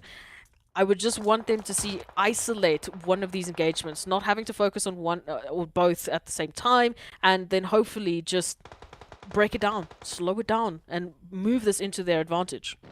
Very interesting splits coming through from the side of Blackjack Esports. Very surprising to see Triple Esports not really playing so aggressive, but they do not have that high ground or terrain advantage. Hence why we're seeing them play this one slowly. Looking forward to allowing the players there from Black Hand and Blackjack Esports go up against each other on that northern side of the circle. Hopefully that will kind of open things up for the side of Triple Esports to make it in. Blackjack already holding up as a 3-man squad. Same thing can be said about Black Hand. And Triple Esports also holding up as 3-man squad. So this is a 3-way battle. 3v3v3. It's going to be fun because everyone is having some interesting positions now. They've pretty much all just scrambled and swapped it around. Blackjack running a 2-1 split, so they do need to be careful. That zone is going to shift towards Triple Esports, which is a very dangerous situation here. But of course, Black Hand involved. They're just on the outskirts. They can easily jump on into that one. So wait and see how Blackjack will turn the tide. How will they make this into an advantage for them? That's the question we've got in mind. We're really seeing a different beast in the side of RUKH going through this week. That man has absolutely been on fire. Normally we would see Koa be that man that is fragging out the most for Black Hand. But going through this week, we've just been seeing more of RUKH. And I'm like, oh, hey, where did you keep this RUKH all through these weeks? But anyway, it does look like the side of Black Hand just looking to show that they've got tricks up their sleeves. If Koa is having a bad day, they've got more players that could also, you know, pull up with performances. I'm very worried about Phoenix's current position. I mean, just out in the open, if they step up too soon, we could be saying goodbye to them. You can see the focus here from Black Hand. They're all just staring at Phoenix's current position, so they know they've got some sort of information to work with. And again, I'm starting to get worried here. Triple, though, here towards the coastal line. Yes, it's an uphill battle, but they've got a great spread that they're actually working with. Here's the hit onto Koa, but look at Phoenix and their HP. He got the knock, that's all that matters, but the HP is chunking down to the blue zone and he would fall. Blackjack Esports now reduced to 2. What looked like a game where they had the advantage. Now they do not have that advantage just because of that cheeky little knock that came through, and now the thirst is there. Black Hand now know who is up on the top of the hill. Now on the bottom, Triple Esports, they hear all of this, they see the damage, but they're trying to creep up onto the side of Black Hand as we see them quietly making it up the top of the hill. Storm doesn't quite hear the footsteps just yet, but Triple Old Boy is able to spot him on that move. You can just see them trying to smoke up a little bit before they go for that push. Storm now has a little bit of an idea of what is coming, sending some grenades there, try to ward them off, letting them know that now I see you. I play this one carefully for all of these teams. Everyone is on the north now. Koa does get spotted once again by Zeke. The instant thirst will follow suit. Black Hand reduced to 2. Triple Esports now the only team with 3 players up. And really their plan is working. Let these 2 teams go at it up the top of the hill. And then we'll just come in slowly but surely. As you can see, the shots already being done towards Storm's position. Here comes Thor up the top of the hill, but grenades throwing Storm off course. As you can see, Thor now, the side of Triple, they're being so confident. They know they've seen the opening that they want and they're looking for it. Absolutely, the nade's going to be sent on through Storm, going to be chunking some HP here. And unfortunately, if they didn't make a move sooner, now they might be paying the price for a triple esports, still up with 3. And that they are the healthiest team right now. But in terms of positioning, it is a tough battle here for Black Hand and Blackjack Esports. Once again, that zone favors Triple. And once again, Triple just ready and waiting for it. Black Hand trying to smoke it out. But you can see Blackjack Esports just from the high rise, keeping a keen eye. They need to find the drop here onto towards Icy before they can even think of moving into the southern position. Oh, Triple has to play this so tactically. They need to be so tactical about their next move. They have such good positions in the circle, as in they have the zone, but the advantage of terrain, they do not really have it. Shooting up towards players who are trying to make it down a decent is where it starts to become much of a trouble. And Zeke pretty much has ideas. Grenade already going towards Icy's position, will chunk down his HP a whole lot. But old boy, he's got a very nice position out there on that southern shoreline. And Iske would fall to the side here of RUKH. Blackjack now left with just one more player, as the shots would come through. Storm very low on HP now, but RUKH would not stop on the push. He has to continue. Storm, the HP back up. They're looking to capitalize onto the side of Blackjack, but the third party is coming through from the side of Triple Esports. Grenade would get that knock up onto the side of Iske. RUKH has been something else going into today's games as they continue to lay the shots, but Triple not wanting to overextend. Old boy does come through. Now they have the full wall, but Black Hand, they continue with the push. Storm leading the charge. The Grenade will get the knock, and now they clear a little bit off that edge. The zone now, we're running out of it. RUKH now has to take the fight, but Storm would get one knock up onto the side of Triple Esports, looking for 2, but he would fall. Triple Esports still holding on to their end, but they have just one player left in IC. Unfortunately, a little bit of that spread coming through here for Triple Esports. They spread themselves too thin, and then Black Hand, they just had that timing to capitalize, and we can see reduced down to only IC. Black Hand know exactly where they're hiding out. For Blackjack, though, Oh no, terrain. this is about timing. If they can work with this, if they can just find Black Hand as they are focusing on this fight, then Zeke can get the winner chicken dinner. But Black Hand, they are just soaking up all of these eliminations. It's a 2v1v1. They are aware. IC's position though, it's not so nice. He has to be careful because he can fall.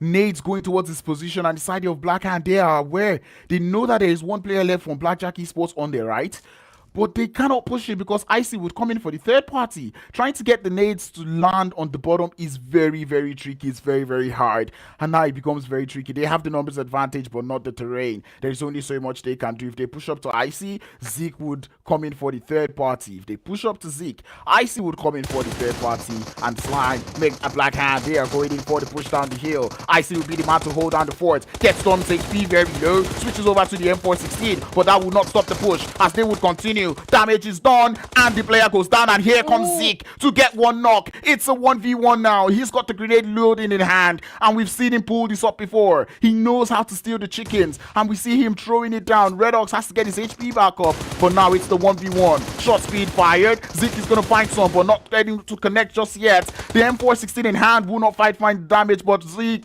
he's pushing up. RUKH is falling. The shot's in the hand. Mini 14 to do the work, and Zeke does it again. I cannot believe what we have seen in the form of these solos today. We saw Mazzaro, we saw that 1v3, we saw now another fantastic clutch coming through from Blackjack Esports. Look at that, 6 eliminations with the winner chicken dinner. That is all on the back of Zeke to make that even a possibility. I mean, come on! Mini 14 in a 1v1. Zeke is built different, bro. Do not play with that man. What? No. Listen, you know, the automatic rifle just didn't have the same feel, so we had to pick up the Mini 14 and finish it off in style. I mean, this is what you love to see. Again, these solo plays coming through. Mazzaro, we've now had Zeke. We've had the likes of, I mean, GREEDYFORKILLS, their individuals stepping up. It's wild. It's wild out here. It was bound to happen, but let's check about those highlights before we come back and break this game down.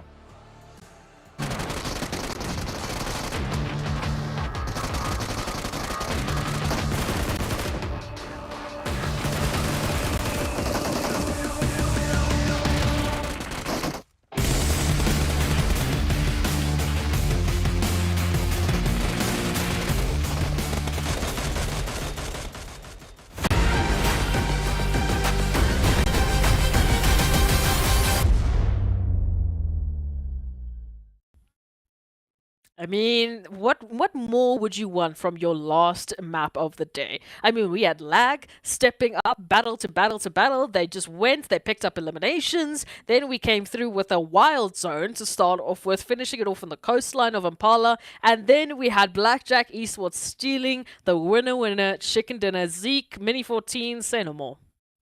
Say no more, indeed. That man definitely OP. But before we break down, we've got to give a huge shout out to Monster Energy, our official energy drink partner in the PUBG Mobile Pro League. And I'm pretty sure Zeke was pumped on some Monster Energy there. But I have to say, that terrain is very tricky. The same thing that happened to IC happened to RUKH.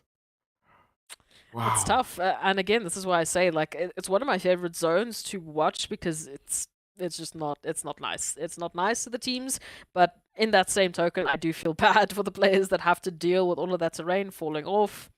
It just doesn't work out in your favor. But let's go take a look at those match rankings. Last map of the day. We know it was a wild one.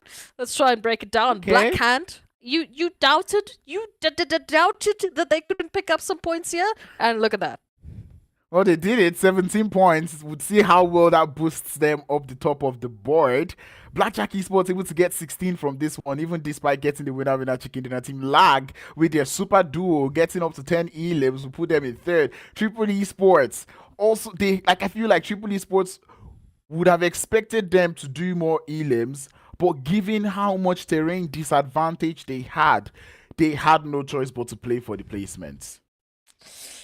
It was a wild Miramar indeed. I mean, this whole day, in terms of flight paths, in terms of zones, these teams have had a tough time. I was asking some of the viewers in chat what do we think about these zones, and they are convinced someone has hacked the Matrix and have just chosen the worst zones for these teams to deal with today. And I have to agree, they have had a tough day of games, of just trying to deal with all of these rotations, but we have to give it up to the teams that have managed to capitalize off of all of this chaos. Let's go take a look at that second page with such a very healthy first page. I am expecting a little bit of the same towards the second. Only teams once again going into the Dota Chop, which it's massive, right? Because only top 8 get placements. So we have to just keep in mind how wild it is that we have these teams still managing to stay healthy with their points. Yeah, and speaking of points, Retro Gaming Squad not quite able to make the most of this game. They were only able to put up 4 points on board, which means that's not too much of a mountain for the teams below them to climb, especially given the fact that Vampires have been putting up a little bit of well, actually, no. No. Okay, Vampire is able to put in 3 points in this game, but still, Virtual Gaming Squad, they really need to start putting up better numbers up on board. And timeouts, I did call it out. That rotation was just a little too late. The instance they made it into the circle, they got absolutely obliterated. It happens, right? I mean, especially towards that end, there's a lot of hesitation coming through because you're like, what am I dealing with? The zone is absolutely wild, and there's just so much happening. But we saw some glimmers of hope. We saw a lot of teams picking up some fantastic eliminations, and overall today has been fantastic. Let's see what changes it has made to the overall standings for this week so far. If we take a look at it, we know when we started off, there was a bit of a gap, but look at that, Black Hand, they caught up! Third day for this week, third day in a row that Black Hand is in second place by just 1 point. Literally 1 point. And I guess at this point it's probably getting frustrated for them. But man, they're able to put up the numbers. Titan still retaining that lead, 128 points. Vista Gaming finding their way back to the top. I love it, 114 points up on board. RUKH Esports not quite able to close the gap, not quite able to get that 100-point mark just yet, as they're holding up there in 4th place with 86. But look at that, Blackjack pushing himself all the way to 5th position with 83 points. I have to say there is a little bit of a glimpse of wonders here, but unfortunately, because we've had so many teams step up, I'm going to point out a little bit of a lack on this side. The World of Battle, when we started this day, were in 4th. Mo Esports. Do you see any World of the Battle? No, we do not. Also, Mo Esports, they were in 7th. So let's take a look at that second page to see what happened, because they just disappeared on us. And into our second top 8, the World of Battle is finding themselves in 10th. Mo Esports finding themselves in 11th. So yeah, it's been a weird split. On another team that has dropped significantly is CRYPTICS from 9th to 14th. CRYPTICS dropping is something that I did see happening given the way they decided to play today's games. Triple Esports, even despite playing so well today, not quite able to put in so much points to make it into that top 8 position. But still, 73 points up there in 9th position. I believe they're just 2 points behind Raad in 8th, so that's pretty much nice. The World of Battle dropping to 10th. MEA Esports in 11th. I'm beginning to get worried because you need to start putting up more points up on board. If they drop out of the top 12, they don't make it into VIKHVND, which means no extra points coming through for them. But let's see what's going on that third page. I don't think we saw anyone come through from that third page up onto the first page today. Yeah, there's not really much of a change. I mean, the Wind Weapon, Smash, we do see Arab Golden actually moving up from this place. Virtual Gaming took their slot instead, and Vampires dropped from 15th to 17th. So there has been some change, and unfortunately it's not good change. It's the teams that we need to step up this week that are unfortunately falling a little bit flat, but hopefully they can get some of their own monster energy and bring in some of those players coming back on Saturday and Sunday, tomorrow, and obviously the day afterwards, because yeah, like you said, VIKHVND is still at risk. We still got finals that we need to decide. Top 16 is cracking up, and I want to believe in the dark horses, right? I want to see some teams from the bottom 4 just grabbing that opportunity, getting themselves into the finals. But it's going to be up to the teams, and it's going to be up to what's going to happen tomorrow, because we are done for the day. So massive shout out to our viewers for still sticking with us, and of course the sponsors for making this all possible. We'll be back tomorrow, same time, same place. Myself and Crowns will be bringing you all the action, and trust me, you want to be there. It's going to be wild. We'll see you then.